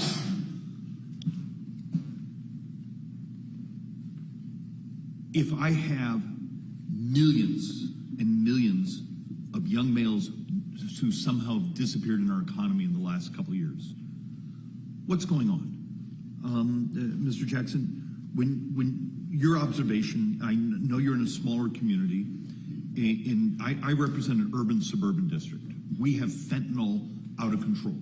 We have other things. What's happening in your communities? Why this disparity of, we have jobs, I don't have labor, but I also have data that says I have a substantial number of these young males not showing up. What's going on? From my perspective, I think a lot of it has to do with people are today thinking more about what they can get instead of what they can give. And I think we as Americans need to be reminded of what built this country was people's desire to be free from tyranny. And so we have to show up to work. We have to roll up our sleeves and put the work in. Okay, so you see a societal issue? Yes. Mr. Mills? I agree, and I think it all started with participation trophies. Everybody. Hey, sometimes that's the only way I got a trophy. Yeah, everybody's a winner. We don't want to hurt anybody's feelings. I'm sorry. There's winners and losers, and it's okay to lose. I've lost. In business, you lose all the time. I don't get every order I quote. Oh, okay, well, we move on to the next one. And, you just don't take it personal. But that's where it started. It's a society change. And it all starts from home. And some of this, like I said, could actually work through the school system for us. If we could get, I think, business engaged in helping these kids, really find their purpose. Look, we were in West Virginia a couple weeks ago, and we've also been digging into some of the data in my Phoenix area. And we have a genuine problem with a number of young people, substance abuse, other things going on. I don't know if that's permeated through this part of the country. This is a moral imperative. You have a society that needs people, but then people aren't showing up. Ms. Payne, any theories? Representative, I think more kids ought to be forced to haul hay during the hot summer. When we walked through the stables back there, I spent my childhood shoveling horse stalls. I can smell that ammonia a mile away, and I'm still doing it. How about in the oil patch? What do you see? We see a lot of the same thing. It is difficult to find workers. We have essentially what we call the great crew change or the great retirement. So a lot of our workers got to ages where when the oil patch slowed during the pandemic, they were out of work and said, well, we're just taking early retirement, or they were forced to take early retirement. In the past, those workers were replaced by the new crop. Well, we don't have that number. Well, we have the baby boomers are retiring. The baby boomers are retiring. We don't have as many coming up, but in the past history of our country, we brought in immigrants on a legal basis, gave them a work visa. I mean, we built this country with immigrants. My grandparents were immigrants from Italy. We need to do more of this. Let's not bring fentanyl across the border. Let's bring in people legally who want to work. Mr. Chairman, thank you for tolerating me. Thank you, gentlemen. As someone who hauled a lot of hay growing up, I love that comment. Exactly. The gentleman from Kansas is recognized. Well, thank you, Mr. Chairman, for holding this hearing outside of the D.C. Beltway, and thank you to all our witnesses for being here today. We're just a few short hours south of my home in Wichita, Kansas, and it's great to have my colleagues here in the Heartland. Some of the folks in the D.C. bureaucrats and inside on the east and west coast call this flyover country. But what we've seen here today, and many of us already knew, is that folks in Oklahoma and Kansas and other states here in the middle of the country are more vibrant, hardworking, dedicated, and patriotic people in America. Agriculture is a major industry, and it's these men and women who feed, fuel, and clothe our country and the world. We're also home to a lot of manufacturers. In fact, just up I-35 in south central Kansas, we call it the air capital of the world.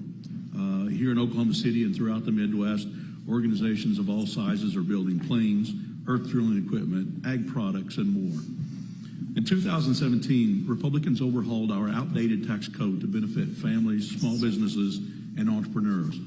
Our goal was to make sure we got the economy going. And in fact, it worked. What we've seen as well is that we've actually collected more taxes. So in 2022, just last year, we collected over $700 billion more dollars in taxes than the Congressional Budget Office said we would have done if we had not done the Tax Cuts and Jobs Act. And businesses actually paid 12% more in 2022 than they would have without the Tax Cuts and Jobs Act. Lowered the rates and ultimately got the economy going, which meant we collected more in taxes.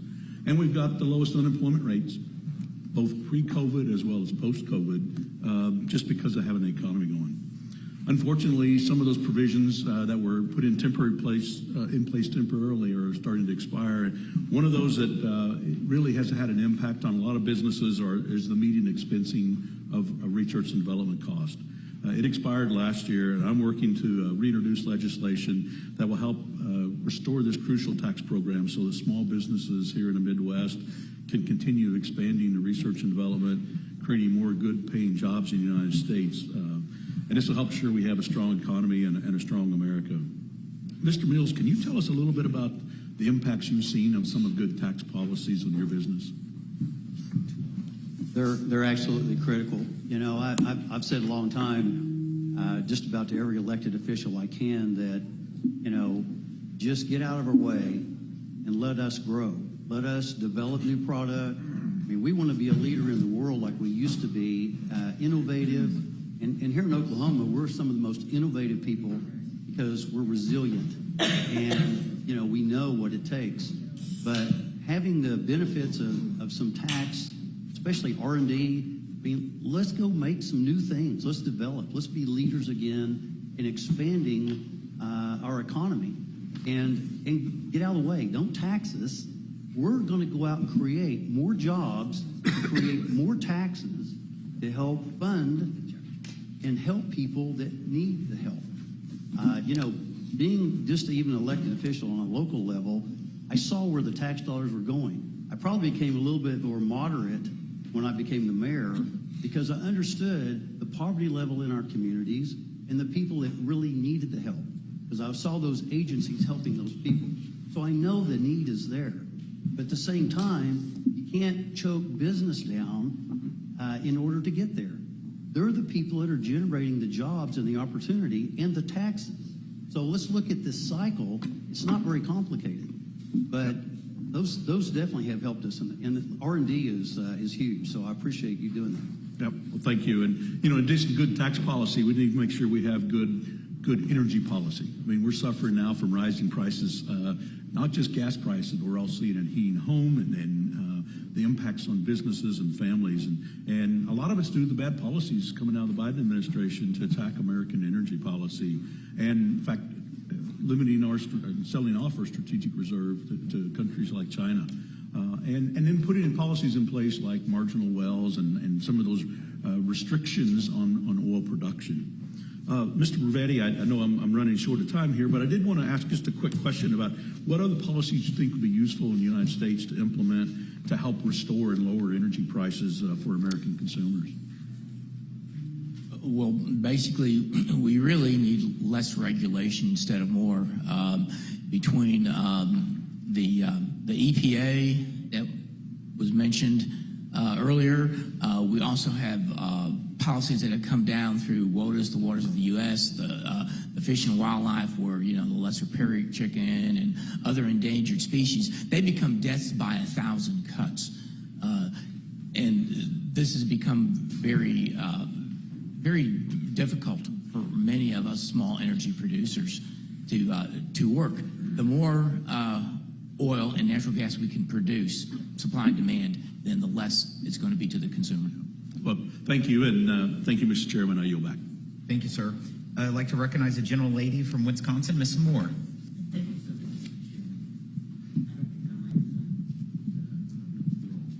I don't think it's on.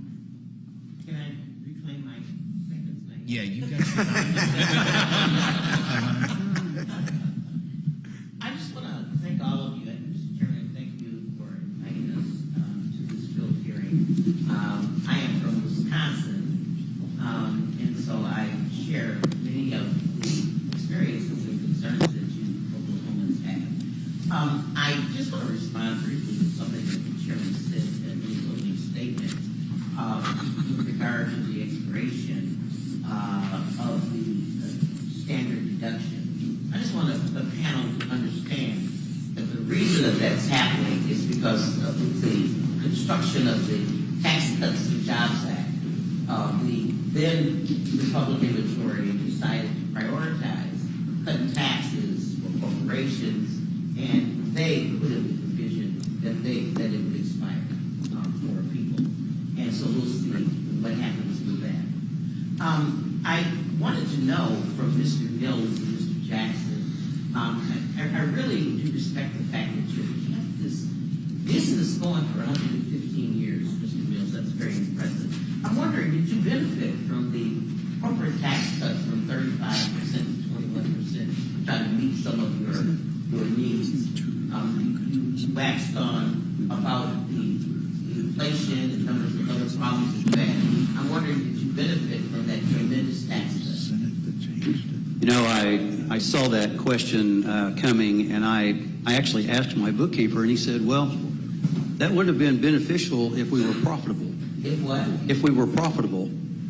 So we were just really getting by because of the costs So we were really operating at virtually a break even or a slight loss. And so, unfortunately, we didn't get to see the benefits of that. Okay, so thank you for that. That's good to know.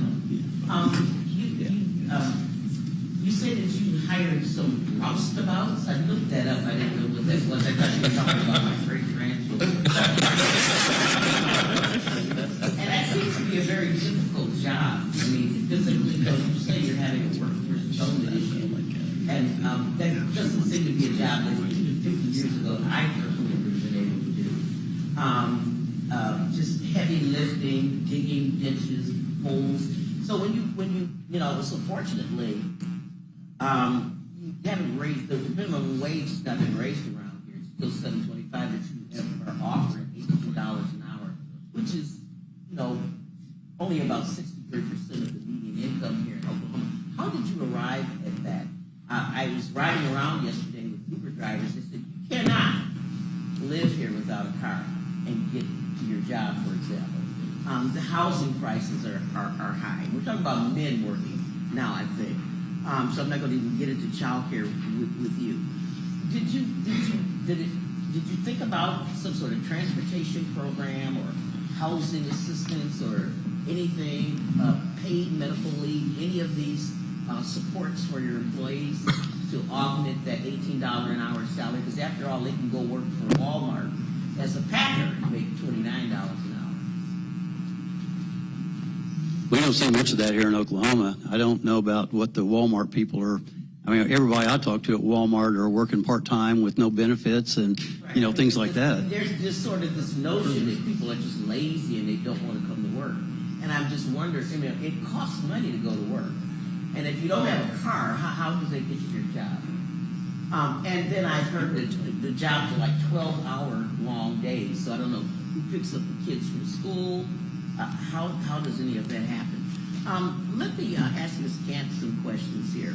Talk about female employment, and we've already discussed the fact that there's a very high 20% child poverty rate, which concerns the very high incarceration rate among women here as well. And so I specifically want you to talk about how the earned income tax credit maybe does or does not void the plight of workers, particularly single workers. I want you to answer that, and then I want you to also talk about child poverty in the state. Thank you, Representative. For working families with children, the EITC, or Earned Income Tax Credit, is a powerful wage subsidy. It and the child tax credit can offset their payroll tax liabilities and additionally supplement their earnings. The standard deduction, EITC, and child tax credit are set at levels that ensure that families with children don't have net federal tax liability if they earn poverty level wages. Claiming my time, I only have 5 seconds left. I just want to say that I was fact checked once, and I want to put it in the record, Mr. Chairman. People are, low wage workers are taxed into poverty because of the way the earned income tax credit is structured. Would you agree with that, Ms. Gann? I would. All right. So I don't have much time, but I do want to make sure that, you know, that this committee revisits the earned income tax credit because it's a great program for helping people get out of poverty, if it would actually do that. So I would like, Mr. Chairman, to enter into the record that fact check, and I also want to enter into record something very disturbing to me about the incarceration rate of women in Oklahoma for child abuse. I mean, and that includes not having enough money for food, rent, and I'm very concerned that we are imprisoning women for being poor.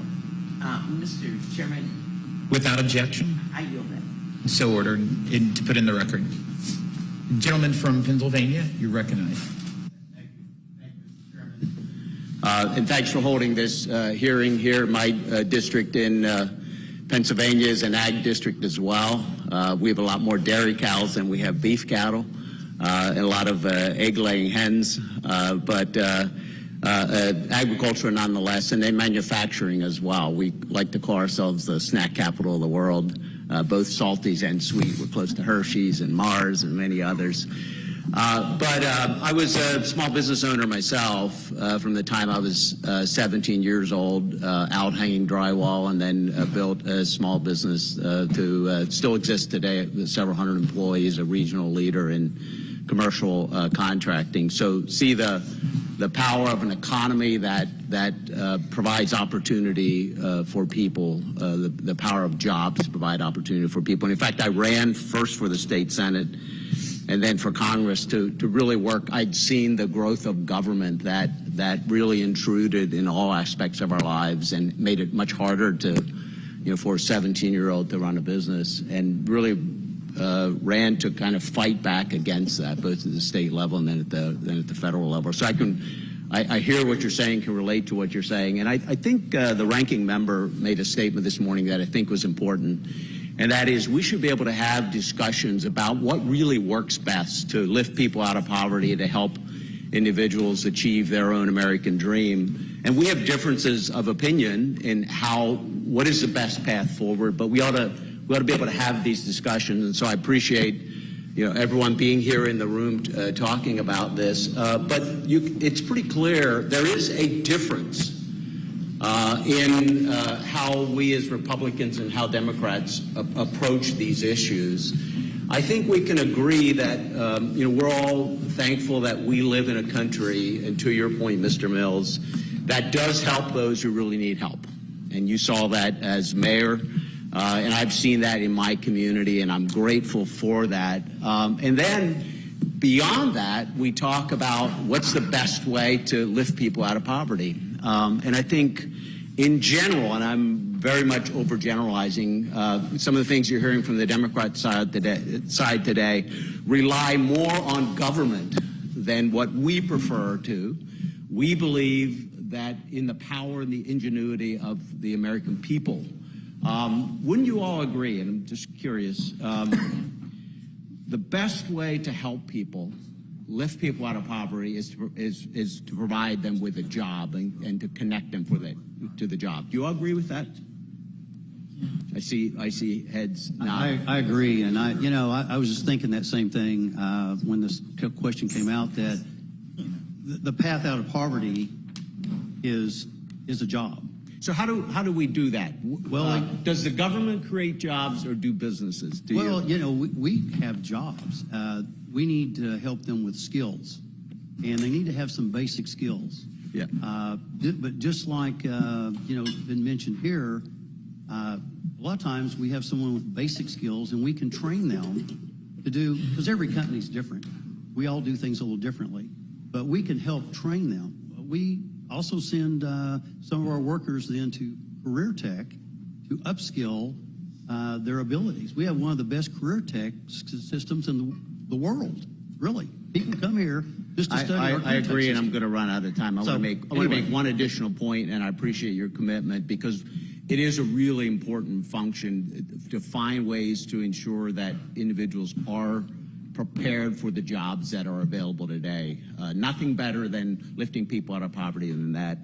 The ranking member also mentioned the success of the American Rescue Plan, and some of us believe that created the inflation that has hurt everyday Americans in a degree that it's been very, very harmful to families. And nowhere, I think, then during the discussion of that bill was our difference in approach more evident, where the bill incentivized people to stay home, which I thought was terrible, to put people in a position of earning more if they stay home. They had to make that tough decision. I'm going to stay home so I can provide for my family. Our idea was to provide a $1,500 incentive to have people go back to work. What's your reaction to that? Do you think that would have worked better than what we have now? I think that's a good start. I mean, we've got to get something to get them moving. And I think I'm trying to think if that happened here in Oklahoma, but I know we talked about it. I know our governor talked about that, providing that incentive. I can't remember if it happened or not, but I think it worked because things have gotten a little bit better since then. We still are struggling to find those skilled workers, but again, any incentive we can to get people back to work, it would be welcome. Thank you. I'm out of time. I think the representative recognized the gentle lady from West Virginia, Miss Miller. Thank you, Mr. Chairman and ranking member as well. Thank you all for being here today. I feel that policymakers don't always respect or truly understand what job creators, business people go through and the risk they take every single day when they open their door, whether it's a glass door, a fancy wooden door, or a truck door. You take risks every single day, and you care about your employees, because without them, you can't do a good business. So I'm looking forward to hearing more from you on your ideas. Mr. Bravetti, thank you for being here. You know, the independent oil and gas producers are so essential to securing our American energy and our way of life. Without producers like you, it would be much more costly for Americans to keep their lights on and our cars powered. The Democrats in Congress have consistently used the tax code to discriminate against American energy producers, from attacking deductions for intangible drilling costs to propping up unreliable green energy through billions of dollars of subsidies. Democrats have shown that they are more willing to pick winners and losers.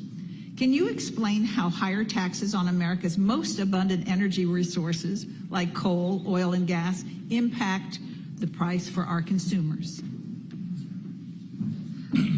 Yes, I can. Thank you, Representative Miller. Every dollar that you pay in taxes is $1 less you're investing into your business. And in our case, our business is very risky. All ventures don't work. You're at the vagaries of Mother Nature in the sense that when you put $1 in the ground, you get $2 back, $3 back, or you get none back. So punitive tax codes do no good. We should be encouraged to take these risks and invest the money. And the benefits are twofold. There's benefits to the consumer. You know, the more hydrocarbons we can produce in this country, the lower the costs are going to be to the consumer.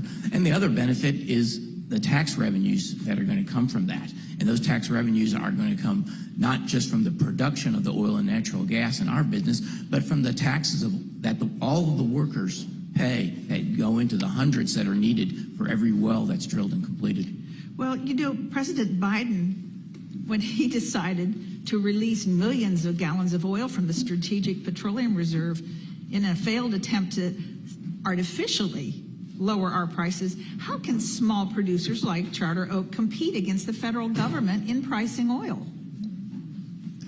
That's an outstanding point and a great question, because I believe the amount of oil released initially was 180 million barrels, and then I think it was followed up with another 23 million barrels this year. That's over 1 million barrels a day. To put that in perspective, that is about just almost 10% of U.S. production. So it would be it was not for any sort of national emergency. It merely affected the economy. It did temporarily drive the prices down. But even if the strategic petroleum reserves are never replaced, that 1 million barrels a day of production is off of the U.S. market. So now the demand hasn't changed, so us producers have to now come up with that extra 1 million barrels a day. That is probably going to raise the price of oil to all consumers in the U.S. And it will continue to do so. Mr. Jackson, when you spoke, I'm sitting here going, boom. I enjoyed hearing everything that you had to say. I have a very small farm near Milton, West Virginia, and I raise grass-fed bison. At one time, I had as many as 100 animals, which is pretty tiny to a lot of you. And we're down to about 30 now since I've been in Congress for the last 4+ years, because we just can't, handle what we do. I still warm the animals 3 times a year, and it's a 3-generational thing. It's really cool to see my 13 and 15-year-old grandsons finally strong enough to pull those gates when those animals are, trying to get through. So you built your business during one of the most challenging economic times our country has faced. Have things gotten better or worse for you since you started your business? And what's your biggest challenge?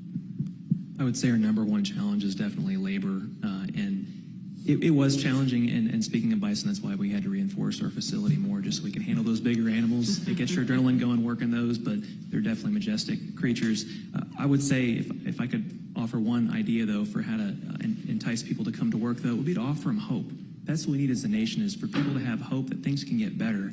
And I think we owe it to each other to share that knowledge of what we've learned, so people can walk in the door with zero experience. They can learn some tangible vocational skills, things that we had to learn on the fly that we couldn't go to a school for, and walk away with some real skills they can use somewhere else. And that's empowering for people to have that, to know they have hope, they can make their life better for their family. And then with that, we have to coach and mentor. We have to have people grow in their jobs. And we look at it more as not transactional, but it has to be relational. And we benefit from that as a small business, to see firsthand people's lives, what they struggle with, and then help as best we can from our vantage point to make their life better. Thank you. Ms. Payne, I do have to tell you that I processed all of our animals. I was always in there when we did it. Thank you. I want to thank the gentlelady and recognize the representative from Michigan, Mr. Kildee. Thank you, Mr. Chairman. Can you hear me? And thanks to the witnesses for your testimony, to all of you for your service to our country, Mr. Jackson in particular. One of the great experiences all of us get to have is to travel to West Point, to any of the academies, and meet the young people that we nominate to those institutions. And I just want to say to you how much I enjoy that and appreciate it. Particularly appreciate your willingness to serve our country and the passion that you have. Driving out here, or riding out here on the bus, it looked like I was in any part of my district. A lot of folks, have an impression about the district I represent because of my hometown getting some of the attention that it does. I'm from Flint, but most of the people and most of the district that I represent, it's just like the country that we drove through. I have conversations just like this one in my district every single week. I represent a lot of growers, a lot of folks in agriculture, and I appreciate the perspective that you bring. It's an important one. I also think, the institution of Congress can do better in terms of having civil dialogue. I wax nostalgic thinking about Mr. Lucas when he was the chair of the Agriculture Committee, and how during that period of time, despite the fact that we had differences, we were able to come together on a farm bill that was good for Americans, good for the American economy. And I just hope that as we go into another year of writing a farm bill, we're going to be able to draw on that example that you set. Our friend from Minnesota is no longer in Congress. That's an important statement. And I just want to say that out loud, because listening to the dialogue here, one might get the impression that there is two distinct, unoverlapped philosophies of government. That's just not true. We all have different perspectives. We come from different life paths. We have a lot in common, and we ought to not allow our differences, as significant as they may be, cancel our areas of agreement. And as I said, Mr. Lucas showed that when he was the chair of the Ag Committee. I hope we can find a path forward in that same light. I would like to emphasize and ask Ms. Gantz a question. One of the challenges that we face, and I know this is true here in Oklahoma, is that our tribal nations, sometimes they tend to operate sort of in two distinct spheres. There's an impression over the last few decades that tribal nations have done extraordinarily well. Well, that's not true entirely.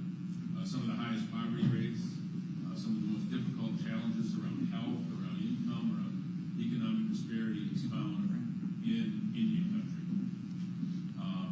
One of the things that Congress has failed to do is to create parity for our tribal nations when it comes to the use of those tools of the tax code that do...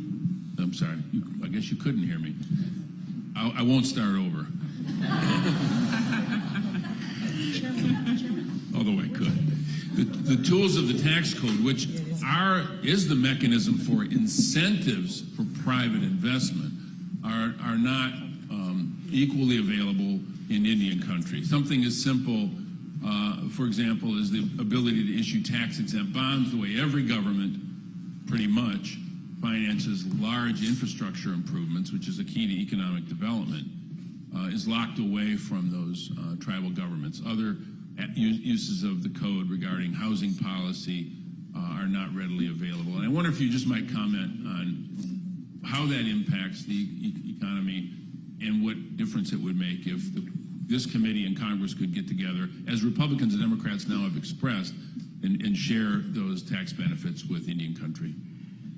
Well, thank you, Representative. And I agree with you. I think in any chance we get that we can put our people over politics, we should be doing that. So thank you for those words. But I think, just to be very blunt, we need to be talking to our tribal nations. We need to talk to the 38 federally recognized tribes that are in Oklahoma and listen to them and hear what the challenges are.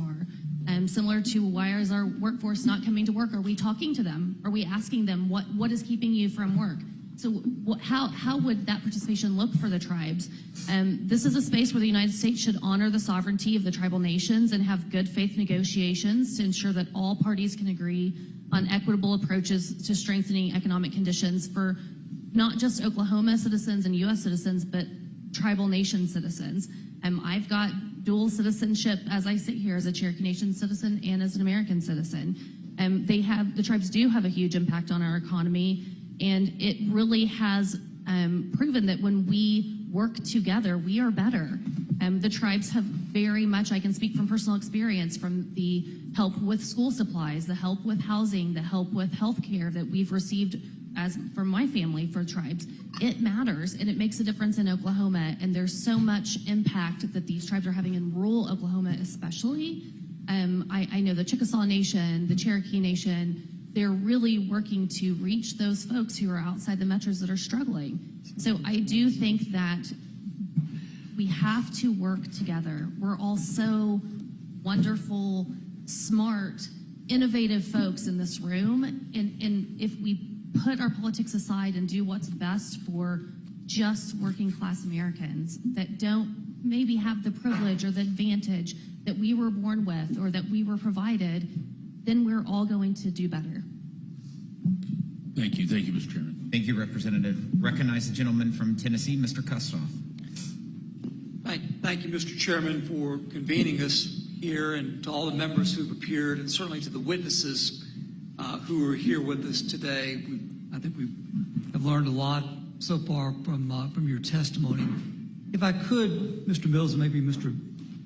Jackson, you've talked about the challenges with labor.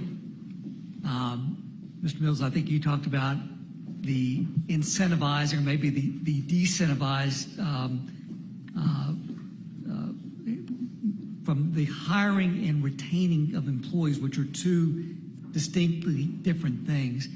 If I could, Mr. Mills, maybe anecdotally, can you tell the committee what you've heard from potential employees when you tried to hire them and had trouble, and maybe also what you've heard when you've had challenges retaining those employees? You know, one of the problems is getting them to come to an interview, just showing up.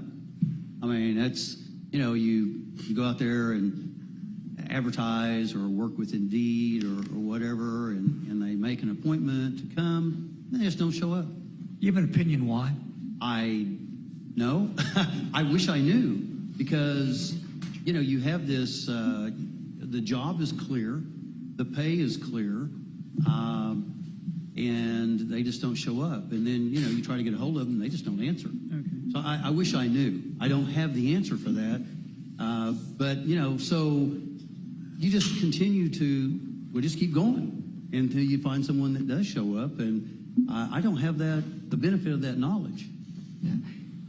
You had those challenges before COVID. Those challenges have been exasperated after COVID. Is that fair? That's fair to say. We had some of that problem before, but it's gotten way worse. And I don't know why. I wish I knew the answer if we need to do something different. I don't know what it is personally, so I don't have an answer. Sorry.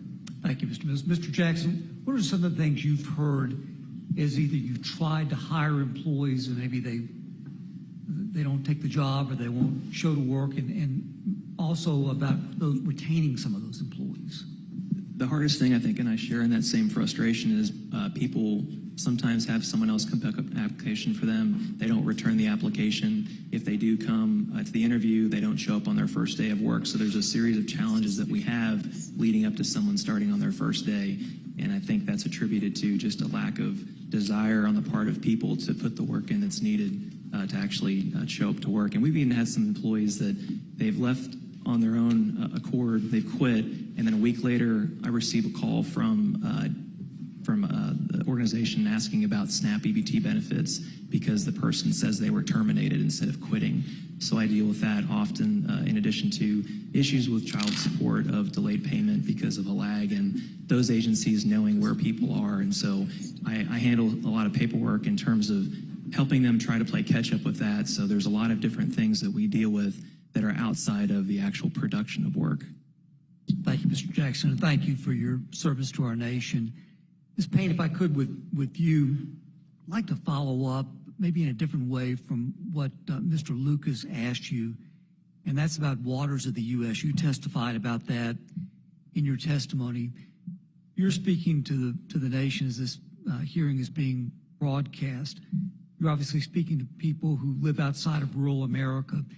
Can you talk about, from your standpoint as a rancher, as a grower, what the practical, pragmatic effects of the waters of the U.S.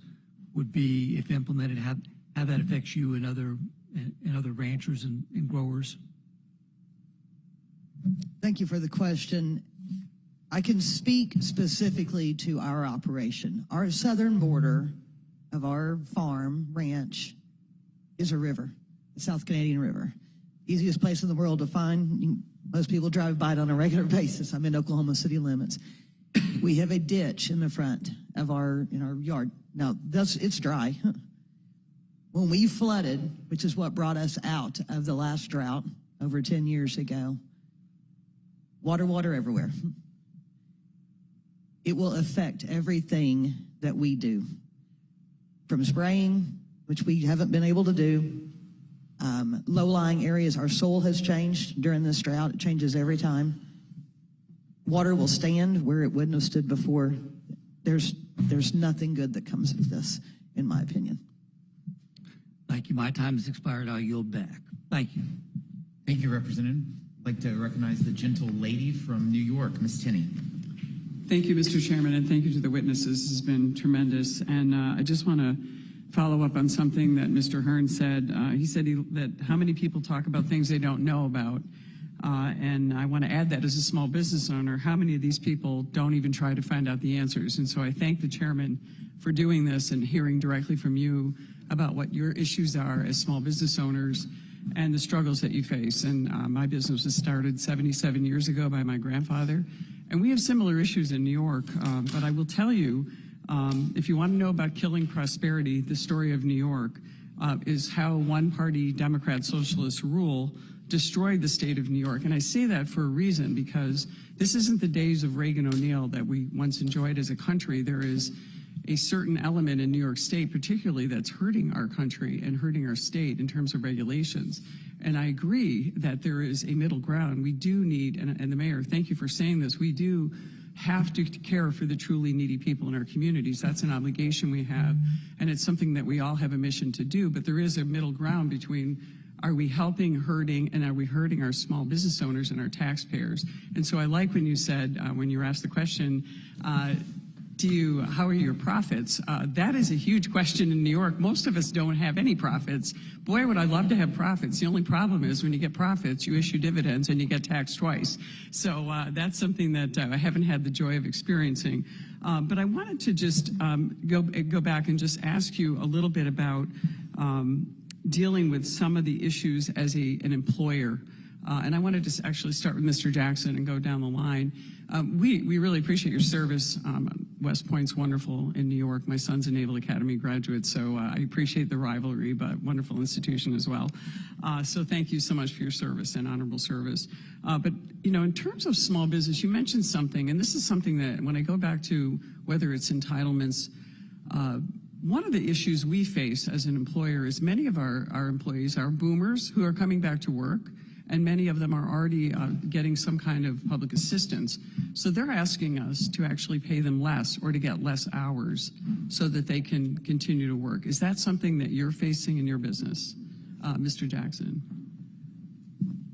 I'm sorry, could you phrase the question differently just so I can understand what you're asking? Yeah, are you having employees come in that don't want to work as many hours and are reaching a limit where they would not be eligible for some of the entitlements they may be getting? Maybe in case of seniors who are collecting Social Security, don't want to impede or impinge on their Social Security, or other people are receiving other types of benefits because they don't want to get to that level. Absolutely, we've seen that. Okay, any about Mr. Mills with your organization? We've seen the same thing, and you know, my greatest. You know, I have people ask me all the time. I'm at retirement age. And they say, "When are you going to retire?" And I said, "And do what?" I like what I do. I'm not going to just sit home and die. I have to be doing something constructive. My greatest fear is the employees that I have that have been with me 30 years, and I have many of those, 25 and 30 years. I'm really more worried about them retiring. So I'm doing all I can to work with them to keep them. They are my brain trust. And so these are concerns because you have to, I'm on, I've had to already apply because I'm 66, I'll just tell you. But you don't look it. Thank you. I'm concerned about my employees really facing those same things of not being able to make as much money in order to draw their Social Security. And so it's a concern, and it should be a concern for a lot of people in the workforce because these are people we depend on. They have so much experience. Thank you. I'm going to reclaim my time for it because I want to save a question for Mr. Bravetti. All great witnesses, but Joe Biden said in his State of the Union address that we only have about 10 years left of fossil fuels. I'd like you to address what that would do to the economy since there are a lot of taxes on gas and other things that fuel our economy, run our infrastructure, our transportation. But also, would your community benefit most from a tax credit to help buy an $80,000 luxury electric vehicle or from policies that reduce gas prices? Can you kind of hit those two-sided question there? Well, I'll address the first question about Biden's 10-year comment. Even the most liberal energy policy group, which I believe personally is the International Energy Agency, okay, the IEA, I think they show us using almost the same amount of oil in 2050 as we're using today. It kind of continues to rise little peaks and drops. So oil is not going away. Its products are used in so many things besides for transportation, tires on vehicles. Natural gas, of course, has so many other products. Fertilizer for our farms. I don't see us running tractors out of anything other than diesel. And if you're going to mine lithium and strategic metals, that's all going to be done with equipment that's going to be using diesel most likely. So I don't see that going away. In the aspect of renewables, when the wind quits blowing, which it occasionally does in Oklahoma, you have to immediately come on with a backup power supply. So for every megawatt of wind, you've got about an equivalent megawatt of natural gas combined cycle turbines that spool up. So that's not going away. To the aspect of your second point on the electrification. Tax credit for an $80,000. Yeah, tax credits for $80,000 bills. Yeah, people who buy those are wealthy. They don't need a tax credit. And, in much of the country, the world will electrify and is, but in much of the country, it's not there yet. You couldn't drive across the state of Oklahoma, not even to mention. Thank you all very much. Thank you so much, Mayor. Mr. Snyder, you're recognized. Thank you, Chairman Smith. And I want to thank you and Ranking Member Neal for this opportunity to talk about the state of the American economy and how we are trying to help American businesses flourish and the American economy continue its strong growth. I also want to thank the witnesses for offering your testimony on what workers and business owners need to thrive in this modern economy. Many of the things we have talked about today are echoed with what I hear from my home district in Illinois. And personally, I'm excited to be here in Oklahoma. Much of my father's family traced their roots to this state. Having worked on a horse ranch in Colorado 40 years ago, it feels like coming home to be in this building. I only wish we could have been here longer, had time to explore and learn and understand both the challenges and opportunities that the hardworking people of Oklahoma are pursuing and do much. That said, we all talk about government spending.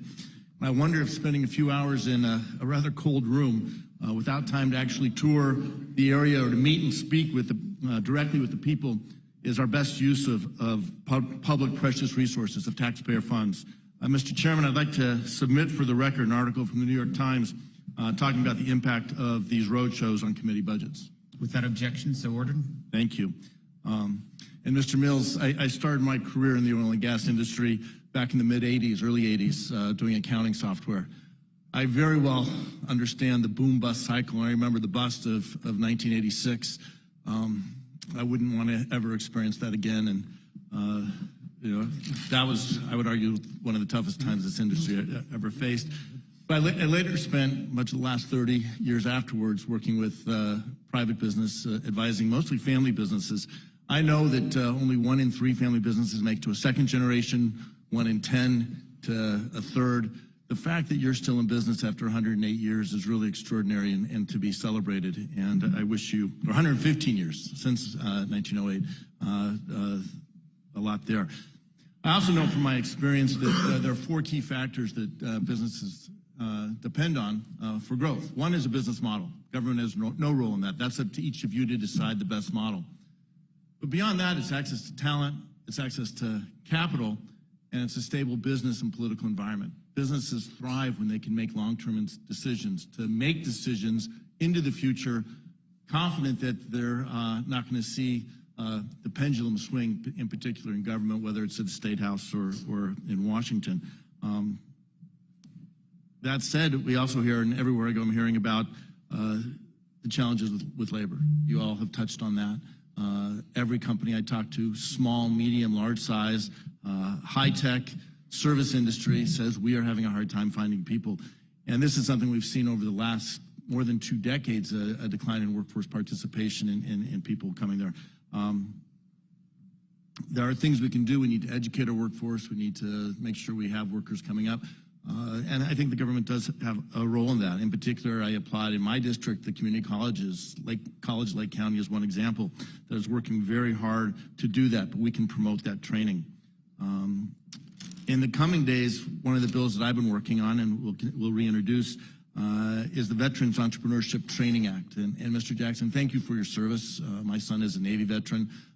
I represent Naval Station Great Lakes, so every recruit going into the Navy comes through my district. So I'm in every way possible a Navy dad.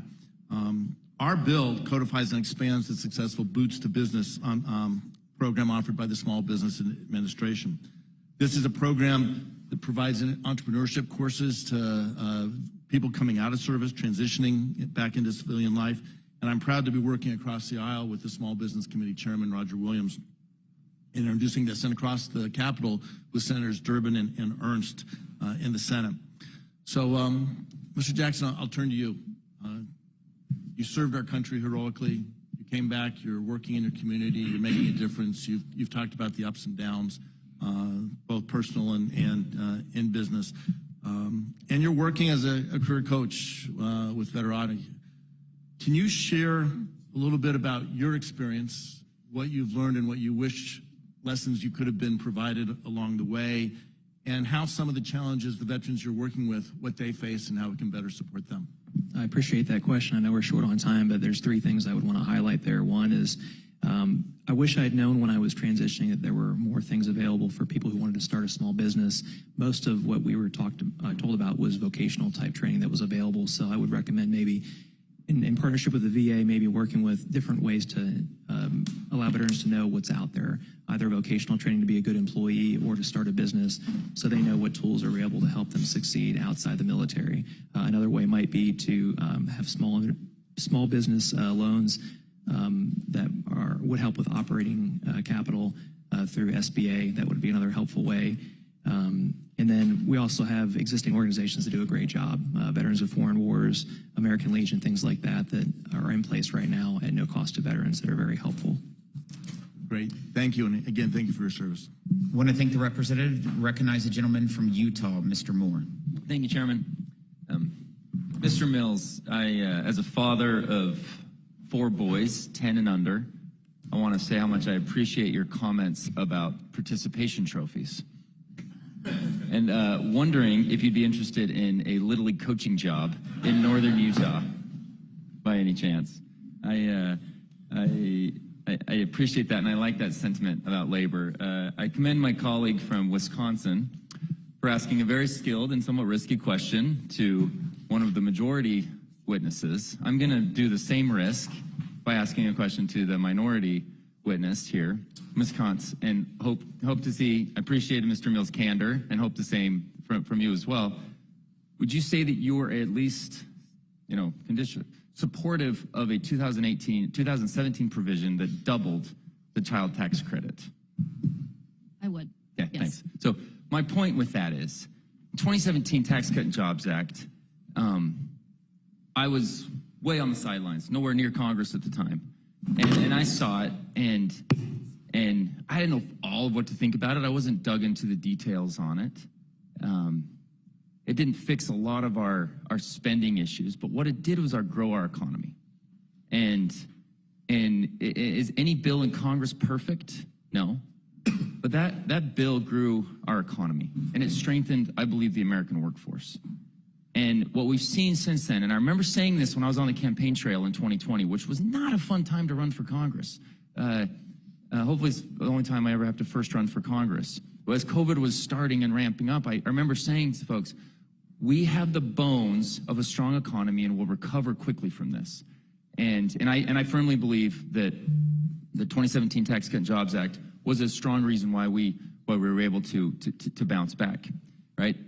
We had Republican majorities with the White House in 2017. Democrats had the same in 2021. We do our priorities, right? And we try to get things done. We have a sincere effort, right? I obviously, lean towards a conservative point of view, and when those majorities existed, that's what my focus is on. But we right now, as a committee, have an opportunity to do something that I appreciate Chairman Smith's focus on, and that's small business. And many of these tax provisions are set to expire, have already expired, and we're working on figuring out what is the most important thing to do, and what do we need to do to make sure that many of you small business owners, have what you need to thrive. So I'd like to submit for the record, Mr. Chairman, a statement by Darrell Wilkerson, the owner of Wilkie Manufacturing LLC in Oklahoma City, Oklahoma, describing how soaring costs, supply chain issues, and labor shortages have severely hurt small businesses' ability to operate in today's economy. Without objection, so ordered. Thank you. I have one simple question. I'm going to ask all of you to respond to it. What would you have us focus on with respect to making sure that your small business could thrive? What is one, maybe 2 things, just topically? We'll dig into the minutia of the tax provisions and all that. But what would you have us focus on? I'd say being a new business, the biggest help we could have is probably better access to operating lines of credit for our cash flow situation. And then beyond that, just help us feel more empowered so that we can focus on helping our employees grow and bringing in and retaining that top talent. Not worrying about how to pay our bills and things like that, but instead focusing on how we can make other people's lives better, the people we bring in the door, and help them then impact the community. Coach? Yeah, I raised 2 girls, so I didn't have to worry too much about Little League stuff, so it might be kind of new for me, although I have my first grandson, so I may be getting involved in that. Thank you. Everything, again, for me, focuses back on workforce, and because that's kind of what I've been involved in for a long time, and, anything that you guys can do to continue to support the Workforce Act, that is good federal dollars that come down to the states and actually go help people upskill, and relocate, if they're dislocated workers, they're able to be relocated into jobs. But that is one of the great programs, I think, that continues to work here. So I would encourage you to continue to develop those programs in workforce. Thank you, Ms. Payne. Yeah, just in watching the time, I'd mirror their comments, but also just minimal regulation. Let us work, let us create, let us prosper. Ms. Brevy. Agree with the other comments, and please let us deduct our expenses when we spend them. Let's preserve the IDC. Wisconsin. I would dig into the barriers keeping people from work. What are we doing to get them to the job, and are they jobs that are going to be able to pay the bills? Thank you. Thank you all, Mr. Chairman. Thank you, gentlemen. Recognize the gentlelady from California, Ms. Steele. Thank you, Chairman Smith, for this important field hearing to learn more about the state of American economy. Thank you for our guests for taking time away from their busy jobs to discuss how they have been dealing with the economic downturn for the last 2 years. I represent Southern California. California farmers and other small businesses have been facing supply chain issues and port delays, raising production costs, including higher expenses for fertilizer and fuel, mega drought, and now an unusual weather events. My congressional district has a front row seat to the port backlogs, which at its peak witnessed more than 174 idling and anchored ships off the Southern California coast.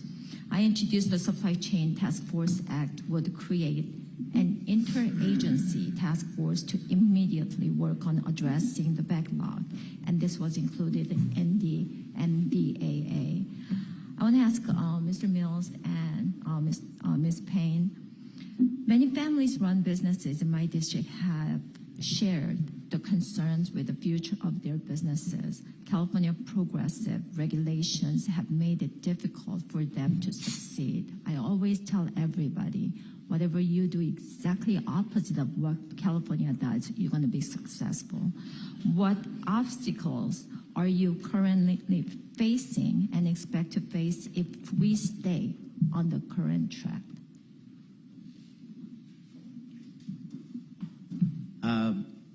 If we stay on this current track, we're going to survive, but we're going to be impaired, and it's going to be difficult to grow. I just can't explain how painful the price increases have been, and how hard it is to sell product, and especially worldwide to sell that product. And again, all this to me still goes back to workforce, because everyone down the supply chain has the same problem. So to me, it's really simple about supply and demand. We have still great demand, but less supply. So the prices are going to continue to go up. And despite the Feds continuing to raise the interest rates, the pain has evidently, pain threshold has not been reached yet, I suppose. But we're going to see continued problems here because of these escalating prices. At some point, we're going to hit that tipping point where my customers are going to say, I'm not paying that. Mm-hmm. And, then things are going to stop. Things are going to crash. And that's where I see us going. Thank you. The farm that we are so proud of, that's been in our family for 5 generations, is not good for anything but what it's being used for, and that's growing grass for cattle. The portion of the farm that's certified for agritourism is on a bluff, and we can actually grow something there, fruits and vegetables. What we're seeing, though, and what concerns me, we provided a food source by growing crops for fruits and vegetables with this agritourism venue, so that there is fresh, wholesome food in our community. If people can't afford to buy that, doesn't matter if we grow 70,000 acres of it. And that's a real concern for me with the cost of everything. I mean, my input costs are going up. We all shop at a grocery store.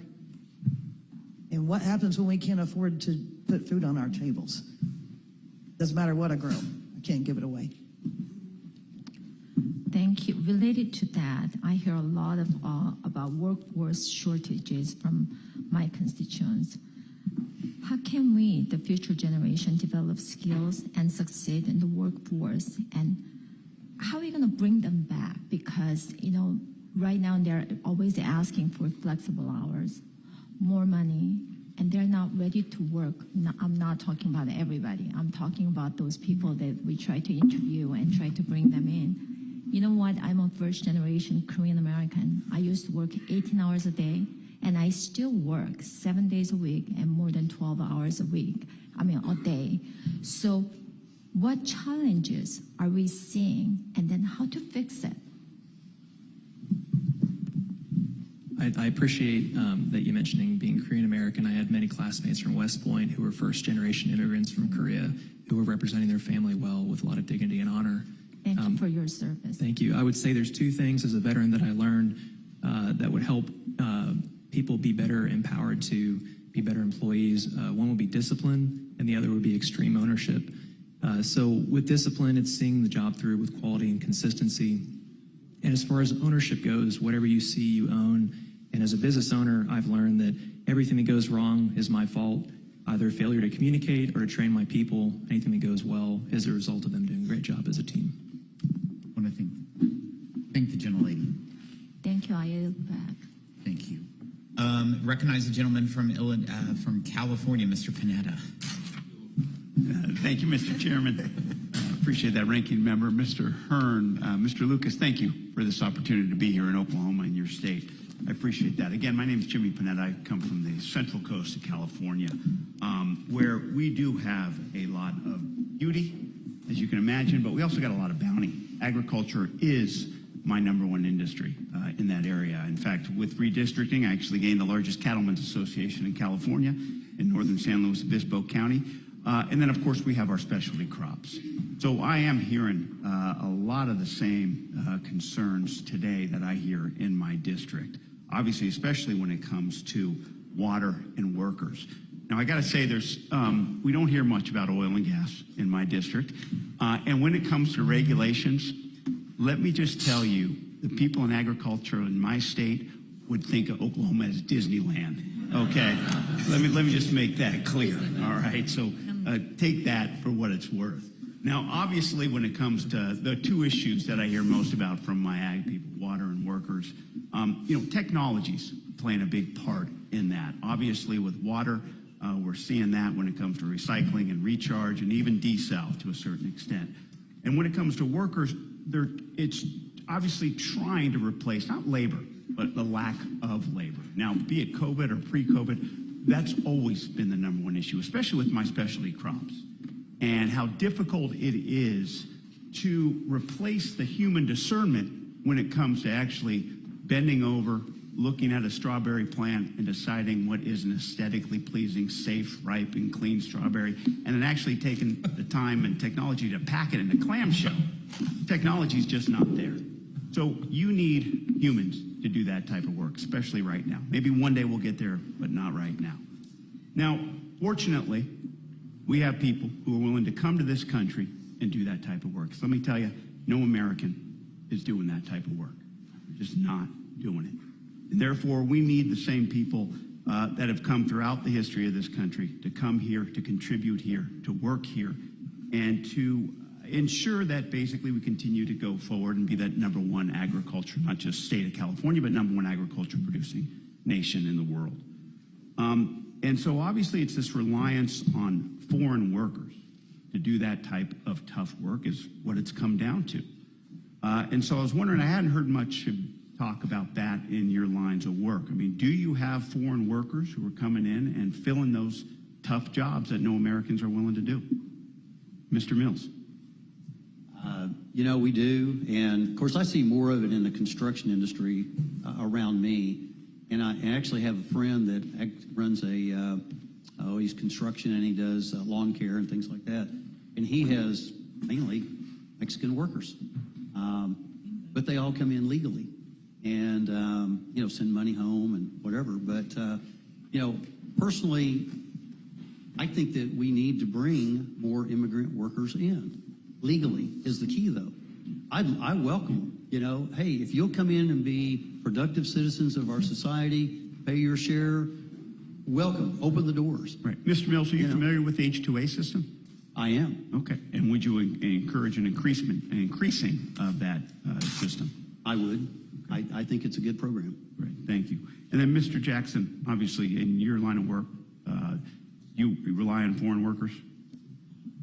We do not, and most of our work is done by hand, so I would be in favor of anything that would help increase automation to better train those employees, but also to help us be more efficient as the large packers are able to do. Understood. Thank you. Let me just pivot over to Ms. Katz. Obviously, Mr. Schweiker alluded to this in his questioning in regards to some of the issues keeping people out of work, and that being opioids.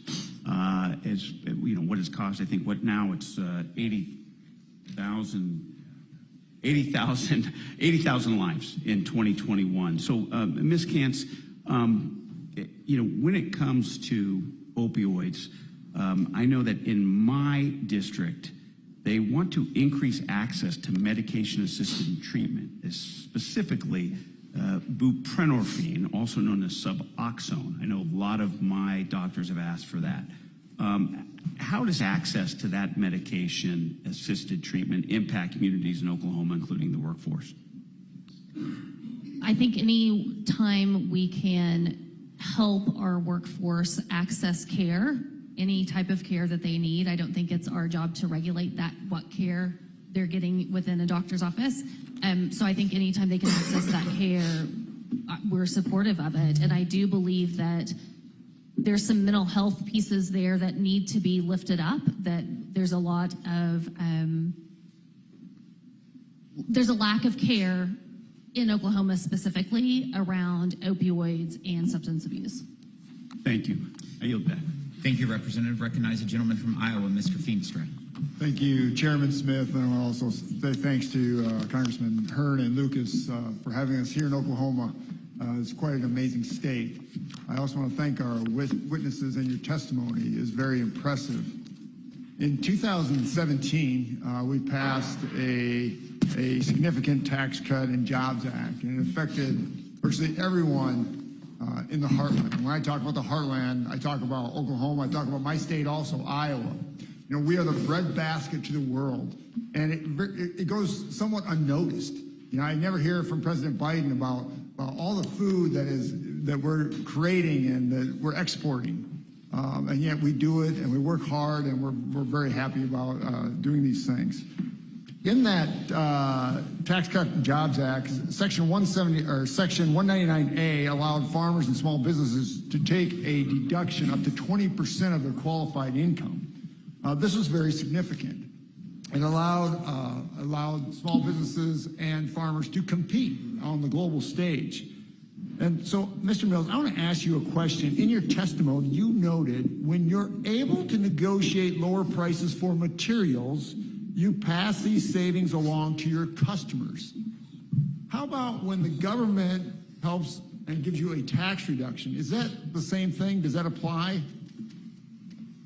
Yeah, I would think it would apply, you know, and it's, to me, of course, my best investment is my business. So everything, any advantage I would get would invest back into my business to hire more people, develop new product, and, you know, that's how we would, you know, use an incentive like that. So what you're saying is it goes two ways. So when you lower taxes, you can either pass it on to your customer or you can grow your business as an investment. Is that a fair statement? That's fair. And the statement I was making there was, as we see, you know, it's actually interesting that almost everything's gone up with our bar material and tube material. Just recently, we've seen a reduction in steel plate. And so that's a big part of what we buy. So we're going to readjust our pricing back down to make our customers more competitive. And you know, if things go up, they have to share the cost. If things go down, then, you know, we go down too. We don't just say, oh, we're going to make more money. That's exactly right. We don't look that way. Exactly. Thank you for those comments, Mr. Mills. Ms. Payne, as you know, you're part of the farming community, just like I am. In Iowa, 9 out of every 10 farmers are small business men and women. We're either LLCs, partnerships, sole proprietors, S corps. We're not big corporations, right? We're small. So how does, when I start talking about tax reduction, 199A, where you get a 20% deduction on your qualified business income, how does that affect you? And by the way, it's going to go away. It's shocking, but in 2025, it's going to sunset. So how does the uncertainty affect you when you see something that you have today, but it's going to be gone tomorrow? That's a very fair question, and I think there is more and more of that. As I mentioned earlier, a lot of times, especially in cattle industry, we're working for one paycheck. We will get that check once a year. And so, but we're always looking further on down the line. Like right now, I don't have anything at the house, but I'm planning for 3 years from now, hopefully we'll have pasture about what I can stock that place with. Within that planning is also going to require some financial management. So we like to be able to count on certain things. I can't discount my livestock. It's not a cash sale like that. But I want to be able to plan to be able to buy an overhead bin or any of the tractors, any of the things that I would need. Taking away from that, Mr. Mills, if you could further expound on that. Right now we have a thing called 179 depreciation, which you can fully depreciate an asset in 1 year, a bonus depreciation the same way, but that's going to go away. It's going down from 100% to 80% to 60%. So when you buy capital equipment, and all of a sudden now you can fully depreciate it, but it's going away as this year it's gone, or it's slowly going down. How does that affect you? If I had a guess, that would also affect your future decision making. Well, first of all, you have to have some cash flow to make that happen. That's number one. And right now, because of what we're having to expend on buying additional materials, we're not even looking at buying anything equipment-wise. We're really just pulling back and going, okay, let's see what happens.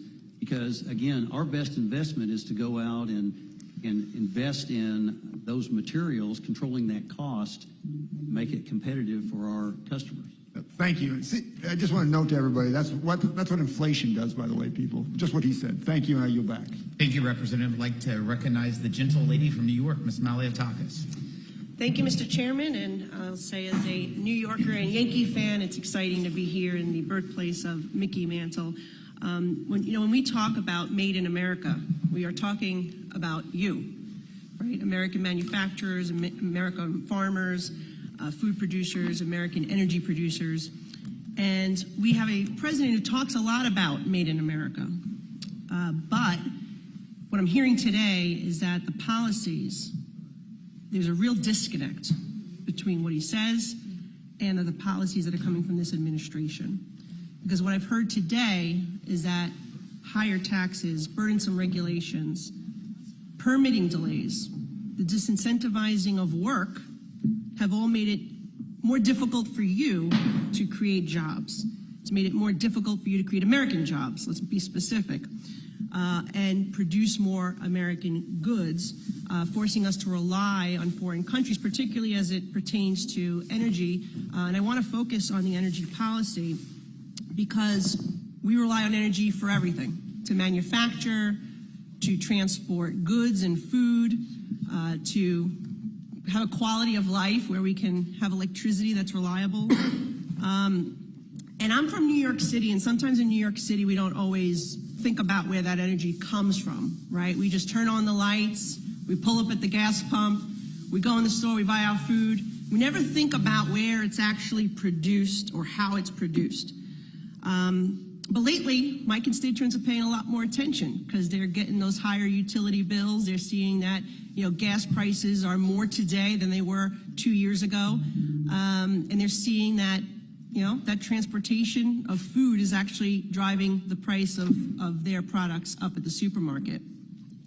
So I'd love to ask Mr. Bravetti if you can comment on how much more is the potential for American energy production here in Oklahoma and America. How much more potential is there for us to be energy independent and, as you said, not rely on adversaries? It's important for our national security, it's important for our independence, and it's important to reduce prices for American families. And my second question would be, how are Biden's policies hindering that production and, in the end, increasing the cost of energy and food for my constituents back home in New York?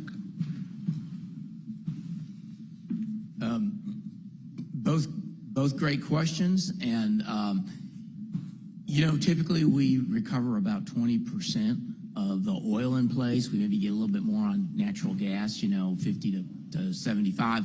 So we're leaving a lot of hydrocarbons in the ground, and technology will help us recover those. So it's not going to go away. We're going to be able to develop that, and that's going to be able to help the consumer. From the standpoint of your second question, what can be done? I mean, one of the things is pipelines. I think your home state has blocked pipelines going through them, and we have such tremendous gas reserves that are in the Appalachian area. And so that gas has to come here. That gas comes through, and Oklahoma gas has to compete for space in the pipelines, whereas that gas could go to the East Coast and be made into LNG, sent overseas. It could be used to heat the homes there and help people flourish. You mentioned something interesting. When you mentioned pipeline, I automatically thought about the Keystone Pipeline, right, which would have created thousands of jobs, including here in Oklahoma. How is the cancellation of the Keystone Pipeline affecting American workers here? And how is it also sending a message that disincentivizes private investment to expand the energy industry here? Well, it did all that. It was a job killer, as we were aware, the cancellation of the Keystone.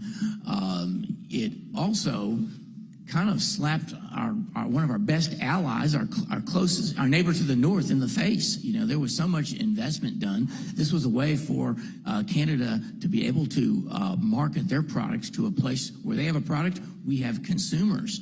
And I will point out that there is not a safer way to move oil than in a pipeline. I think we've seen what's happened with railroads here lately. A lot of oil gets moved by railroads, and that's not safe. So, yes. Is American energy, or American oil, I should say, is it dirtier than Russian oil or Venezuelan oil or Saudi Arabian oil, Iranian oil? That's a good question. Without getting down into the weeds, most of American crude being produced right now is what's called fairly light and sweet. It's low in H2S, which makes it sour. It's also fairly light compared to those countries you mentioned, such as Venezuela. And when you produce crude in a foreign country, it's not produced as clean and safely, but now you have to move it on tankers, and that has a carbon footprint for sure. So American oil is cleaner, and it's costs less to transport, and it's cleaner to transport. Cleaner, safer, and nobody produces hydrocarbons in a more environmentally and greener fashion than U.S. producers. Thank you. I want to thank the gentlelady. Recognize the gentleman from Ohio, Mr. Kerry. Thank you, Mr. Chairman. I want to thank the ranking member as well for having this bipartisan hearing today. I think it's great to be in Oklahoma. We had a great time in West Virginia. I want to follow up on a couple of issues as it relates to energy, following on the questioning. But looking at Oklahoma, and I know that Chairman Lucas and Mr. Hearn have pointed this out as well in your testimony, but there were $64.9 billion in the state's gross domestic product that came from the oil and gas industry. $2.5 billion in taxes. 27% of Oklahoma's state's GDP comes from the oil and gas industry. 16.7% of the state is tied working to the oil and gas industry. The other thing that you mentioned briefly in your testimony, but I think it's important to note, that over $2 billion will return to property owners in terms of royalties.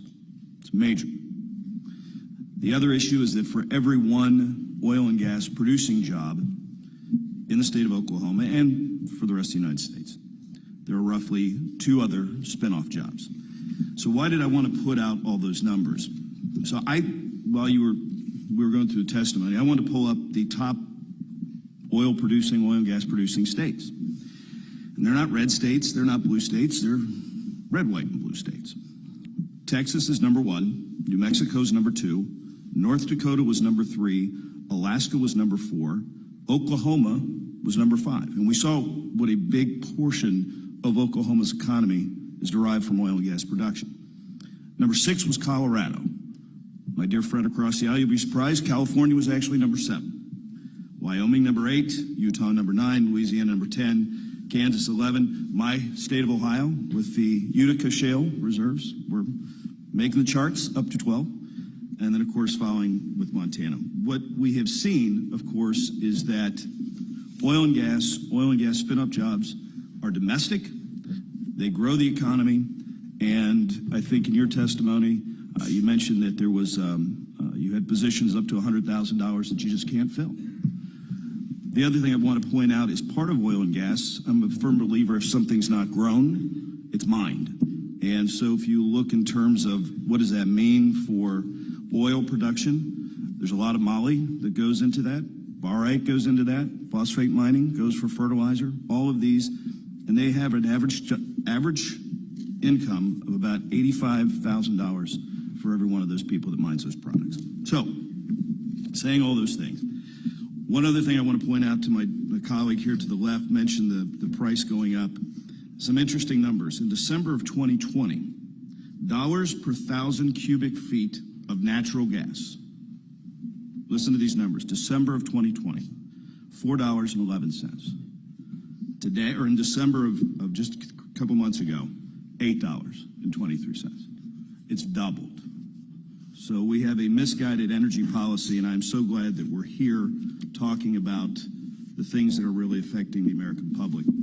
I'm going to ask you a question just real quick on the oil and gas side of things, if you don't mind, because I like many of Mr. Hearn pointed out people that don't know a lot. I come from the energy production side of things, my private career.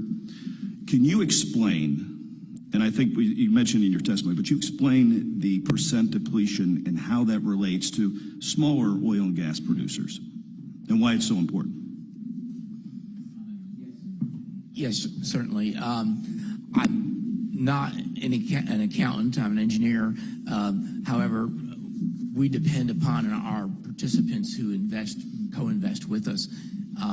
They depend upon certain things, and we mentioned about the IDCs, which is the intangible drilling costs, but there's also a depletion allowance, and there's cost depletion up front, but there's also percentage depletion. So percentage depletion, which I think has been in question and has been on the crosshairs of some people. Percentage depletion, if you think about it this way, when you plant a crop one year, you can go back and replant it next year. But with our industry, what we pull out of the ground this year is gone. It's like you had a closet filled with some type of asset, make them gold bars, and you were making bitcoins, right? You were pulling them out. They're not there once you pulled them out. So that's what the depletion allowance addressed. You're constantly using your asset. You are using up your assets. At some point, it's gone. So the depletion allowance, I view it as not a handout. It's saying, hey, wait a minute. What you had to start with, you don't have anymore. So we're going to let you take the deduction for that. You're selling off an asset. Thank you. Mr. Chairman, I yield back. Thank you, Representative. I want to thank the witnesses again for your testimony and for being here. I want to thank Express Ranches, Express Clydesdales for hosting the event. I want to thank you, Ranking Member, for your attendance, and I want to thank every member for your attendance. These field hearings, I believe, are a great way for us to get closer to different areas of the country that we typically wouldn't see when we're in Washington. And so I appreciate the time commitment that each and every one of these 24 members took to be here. Please be advised that members have 2 weeks to submit written questions to be answered later in writing. Those questions and your answers will be made part of the formal hearing record. With that, the committee stands adjourned.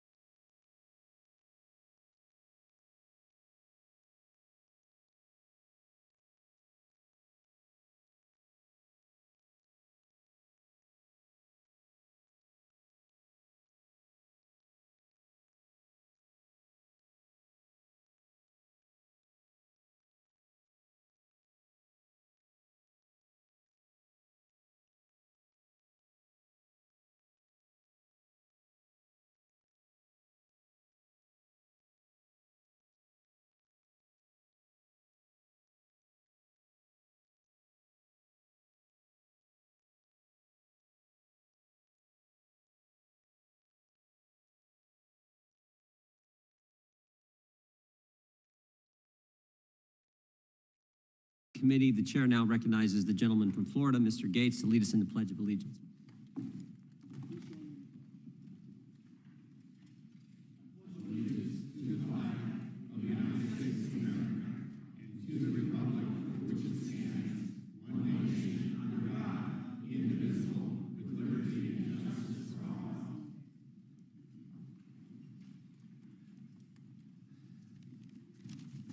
Chair now recognizes himself for an opening statement.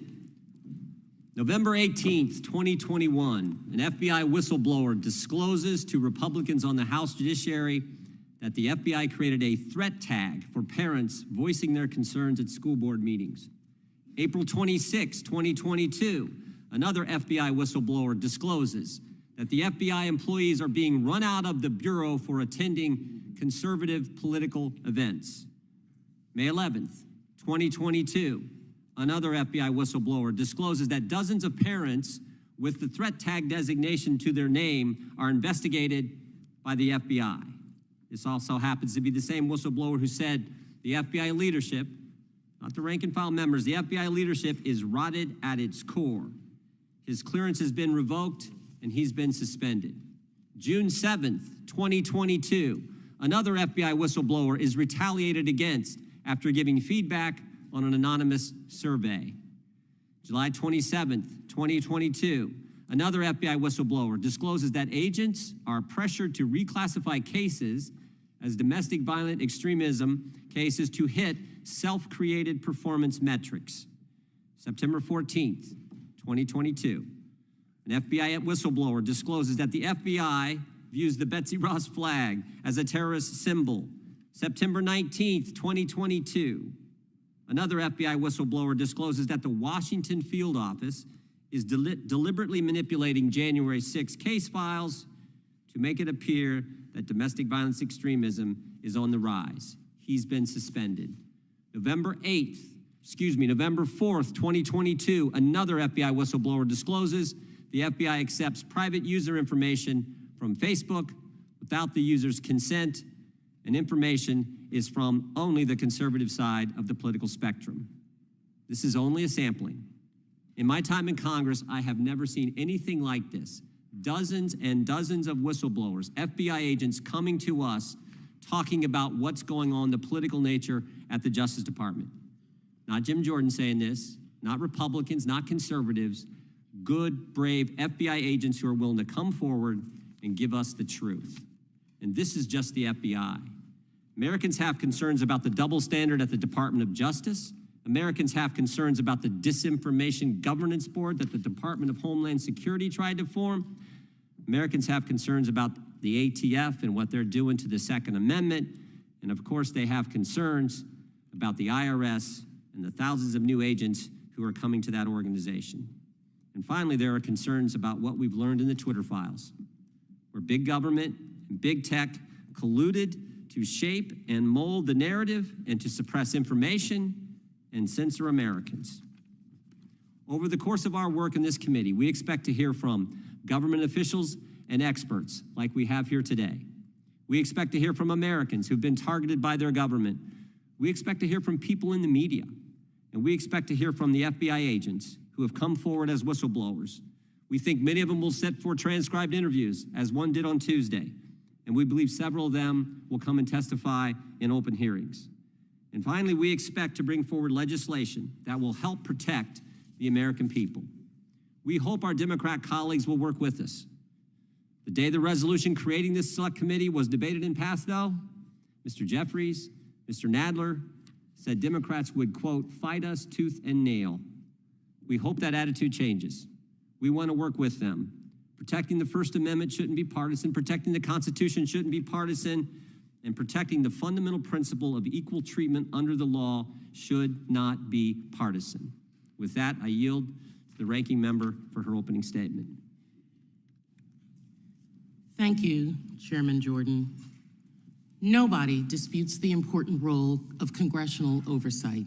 I know firsthand how important it is to ask questions and demand answers of the federal government. In the ordinary course of business, that work informs the legislative process. In extraordinary times, when misconduct in the executive branch threatens to undermine our democratic institutions, congressional oversight can serve to protect the integrity of our republic. For example, I'm proud of the role I played as an impeachment manager in the second impeachment of President Donald Trump in the aftermath of the attack on the Capitol. That bipartisan work was both a measure of accountability and a sign to the American people that Congress had no intention of being bullied into giving up on a peaceful transfer of power. But there is a difference, my colleagues, between legitimate oversight and weaponization of Congress and our processes, particularly our committee work, as a political tool. I'm deeply concerned about the use of this select subcommittee as a place to settle scores, showcase conspiracy theories, and advance an extreme agenda that risk undermining Americans' faith in our democracy. Some of today's witnesses would have us believe that the Department of Justice and the Federal Bureau of Investigation are part of a deep state cabal. One even wrote a book describing the FBI itself as a threat to democracy. The Department of Justice and the FBI do not always get it right. History is full of examples of these agencies getting it very, very wrong. We have colleagues in this Congress who have been subject to politically motivated, hateful, racist investigations by our government. That does not logically follow that every investigation or criminal inquiry by the FBI or the Department of Justice is political or ideologically based. But in our current climate, with domestic terrorism on the rise and hate speech normalized by national politicians, the Department of Justice and the FBI are doing their best to protect us from sliding into chaos. This past Monday, the FBI captured 2 individuals, one a neo-Nazi leader and founder of an Anti-Waffen group who were plotting a racially motivated attack on Baltimore's power grid. They said their goal was to, quote, completely destroy this whole city, end quote. Last week, the FBI infiltrated and disrupted a major cyber criminal group extorting schools, hospitals, and critical infrastructure around the world. And last summer, the FBI engaged in a mass violent crime enforcement effort that took nearly 6,000 violent criminals off of our American streets. Let's not forget the tremendous work of the FBI and the Department of Justice after the attacks on our homeland on September 11th, 2001. Some of my Republican colleagues love to talk about the threat of violent crime, but they appear oblivious to the fact that their dangerous rhetoric and baseless accusations against the Justice Department and FBI itself at times pose a direct threat to those organizations' ability to do the work that they are doing to protect our communities. Recent threat bulletins have highlighted a shocking increase in threats of violence against law enforcement agencies and a significant uptick after the FBI executed a search warrant at President Trump's property at Mar-a-Lago. The Federal Law Enforcement Officers Association has vehemently denounced what he described as, quote, politically motivated threats that are unprecedented in recent history and absolutely unacceptable, end quote. Unfortunately, examples of these threats are not hard to find. Last year, someone threatened to plant a dirty bomb outside the FBI headquarters. Another attempted to storm the Cincinnati FBI field office while wearing body armor and carrying an AR-type rifle. A third was arrested after he made a credible threat, stating, quote, every single piece of expletive who works for the FBI in any capacity, from the director on down to the janitor who cleans their expletive toilets, deserve to die. You've declared war on us, and now it's open season on you, end quote. These allegations are deeply troubling, and I hope that the chairman and members of this subcommittee will be mindful of the risks that go hand in hand with heated rhetoric.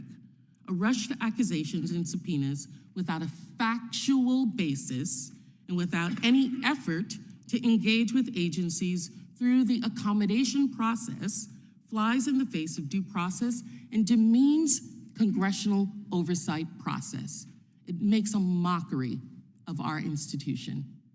As a former prosecutor, I'm even more troubled by the suggestion that the subcommittee may attempt to investigate ongoing criminal investigations. As the head of the Reagan Justice Department's Office of Legal Counsel wrote years ago, granting Congress access to information about active criminal investigations will, in effect, make Congress a partner in the investigation, creating a, quote, substantial danger that congressional pressures will influence in the course of the investigation and potentially, quote, hamper prosecutorial decision-making in future cases. This would not only damage law enforcement efforts, it would shake the public's confidence in the criminal justice system. I hope not, but I suspect much of the investigations the majority, my Republican colleagues, want to look into and potentially muck up involve criminal investigations into former President Donald Trump. I want to be crystal clear. My Democratic colleagues and I will resist any attempt by this subcommittee to derail ongoing legitimate investigations into President Trump, any other president, and others within his orbit. During the course of this subcommittee's work, I suspect we will hear both members and witnesses describe the events of January 6, 2021 in ways that simply do not mesh with reality. When this happens, I would encourage everyone watching today to review the impeachment record and report of the January 6 Select Committee, which lays out the true facts in shocking detail. I recently sent a letter to the chairman noting that, despite our policy and political differences, I am hopeful that there may be matters of investigation within the stated mandate of the subcommittee under which we may collaborate. I meant this. I mean this.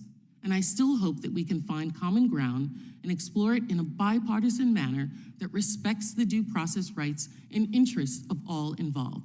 The chair and his colleagues continually use the moniker of protecting free speech. That sounds good. I hope they all recognize that there is speech that is not constitutionally protected: racist, hate, incitement to violence. And I also hope, and if the protection of true speech, of free speech, extends to all Americans. We'll see.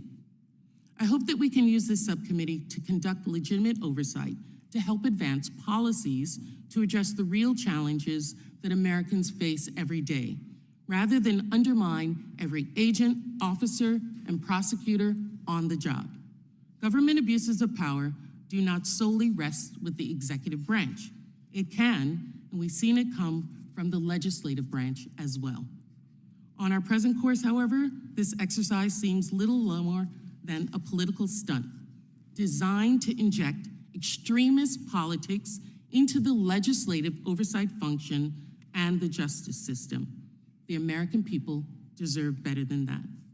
Thank you, Mr. Chair, and I yield back. Thank the ranking member. Without objection, all of their opening statements will be included in the record. We will now introduce our first panel of witnesses. Senator Chuck Grassley has represented Iowa in the United States Senate since 1981. He is currently the ranking member of the Senate Committee on Budget. He is former chairman and ranking member of the Committee on the Judiciary